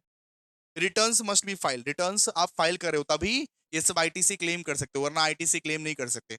ये सब कंडीशंस फुलफिल कर रहे हो तभी जाके आईटीसी आप क्लेम कर सकते हो, वरना सॉरी आप आईटीसी क्लेम नहीं कर सकते। फिर अपने लोग पढ़ेंगे, अब ये सब शॉर्टकट में पढ़ना है, अभी से उतना उतना जरूरी नहीं है। Place of business, place of business क्या है? प्लेस ऑफ बिजनेस मतलब बिजनेस कहाँ पे कैरी आउट होता है, बिजनेस कहाँ करते हो भाई साहब, आप कहाँ करते हो बिजनेस, ठीक है। Under GST law in India, place of business means a business from where the business is ordinary carry on, it it includes a place where business is conducted. So place of business का मतलब क्या है कि वो place जहां पे business conduct हो रहा है, या फिर वेयर हाउस को भी आप वही प्लेस बोल सकते हो, वेयर हाउस भी प्लेस ऑफ बिजनेस में ही आता है। वेयर हाउस जो होता है, वेयर हाउस जहां पे सामान वामान रखते हो, ठीक है, वेयर हाउस हो या गोडाउन हो, उसको भी आप प्लेस ऑफ बिजनेस ही बोल सकते हो। A place where books of accounts are maintained, एक ऐसा प्लेस जहां पे बुक्स ऑफ अकाउंट्स मेंटेन किया जाता है आपका, उसको भी आप प्लेस ऑफ बिजनेस ही बोलोगे। और a place where business is carried out to an agent, एक ऐसा प्लेस जहां पे आपका बिजनेस आपका एजेंट कैरी कर रहा है, उसको भी आप प्लेस ऑफ बिजनेस ही बोलोगे। तो इन सारे को आप प्लेस ऑफ बिजनेस बोलोगे, इन सारे को आप प्लेस ऑफ बिजनेस बोलोगे, ठीक है। सबसे पहले पहले हमने पढ़ा कि प्लेस ऑफ बिजनेस किसको बोलते हैं, कि वो प्लेस जहां पे बिजनेस कंडक्ट हो रहा है। फिर आपके पास अगर कोई वेयर हाउस है या गोडाउन है, आपके पास अगर कोई वेयर हाउस या गोडाउन है, उसको भी प्लेस ऑफ बिजनेस ही बोलोगे आप।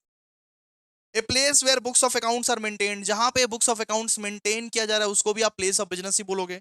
और a place where business is carried out through an agent, एक ऐसा प्लेस जहां पे बिजनेस कैरी आउट किया जाता है एजेंट के थ्रू, उसको भी आप प्लेस ऑफ बिजनेस ही बोलोगे। मतलब ये चार है नॉर्मली, उसको आप क्या बोलोगे, प्लेस ऑफ बिजनेस, ठीक है। चाहे आप खुद कर रहे हो कहीं पे बिजनेस, चाहे आप कोई गोडाउन में या वेयर हाउस में सामान रख रहे हो, उसको भी प्लेस ऑफ बिजनेस बोलोगे। आप जहां पे बुक्स ऑफ अकाउंट्स मेंटेन करते हो, उसको भी प्लेस ऑफ बिजनेस बोलोगे। अगर आपका एजेंट कहीं पे आपके बदले में बिजनेस कर रहा है, उसको भी आप प्लेस ऑफ बिजनेस बोलोगे, ठीक है, पढ़ लीजिए। अब बात करते हैं रजिस्टर्ड पर्सन कौन होता है, रजिस्टर्ड पर्सन, तो आइए यहां से पढ़िए registered person. A registered person has the following responsibility, registered person के पास ऐसा ऐसा रिस्पॉन्सिबिलिटी होता है, कौन क्या सर? रजिस्टर्ड पर्सन हमेशा जीएसटी कलेक्ट करता है, जीएसटी कलेक्ट करता है, जीएसटी, ठीक है। अरे भाई रजिस्टर्ड पर्सन कौन होता है, मतलब मान लो कि मैं रजिस्टर्ड हूँ, तो रजिस्टर्ड पर्सन कौन होता है, मतलब कि रजिस्टर्ड पर्सन वो होता है जो जीएसटी कलेक्ट करता है कस्टमर से, अपना अपना कस्टमर से जीएसटी कलेक्ट करता है। So collect GST on taxable supplies, issue proper tax invoice, proper tax invoice भी भेजता है, ठीक है। मेंटेन बुक्स ऑफ अकाउंट्स, वो वो बुक्स ऑफ अकाउंट्स भी मेंटेन करता है। जीएसटी रिटर्न्स रेगुलरली वो भरता है, और पे जीएसटी टू द गवर्नमेंट, उसको अपने लोग क्या बोलते हैं, रजिस्टर्ड पर्सन। रजिस्टर्ड पर्सन किसको किसको बोलते हैं, जो जीएसटी को कलेक्ट करता है, जो टैक्स इनवॉइस को इशू करता है, जो टैक्स का बिल विल देता है आपको, जो बुक्स ऑफ अकाउंट्स भी मेंटेन करता है, जो जीएसटी रिटर्न रेगुलरली फाइल करता है, और जीएसटी भी भरता है, ठीक है। फिर देखिए, only A registered person can collect GST from customers, claim input input tax credit और इशू टैक्स इनवॉइसेस। सिर्फ एक रजिस्टर्ड पर्सन जो है वो जीएसटी कलेक्ट कर सकता है अपने कस्टमर के साथ, क्लेम कर सकता है आईटीसी, और इशू कर सकता है टैक्स इनवॉइस, ठीक है। अब ये सब मत पढ़िए। गुड्स गुड्स गुड्स और सर्विसेज तो ऑलरेडी आप लोग पढ़ लिए, गुड्स और सर्विसेज तो ऑलरेडी आप लोग पढ़ लिए हैं, तो गुड्स और सर्विसेज का नहीं पढ़ने का।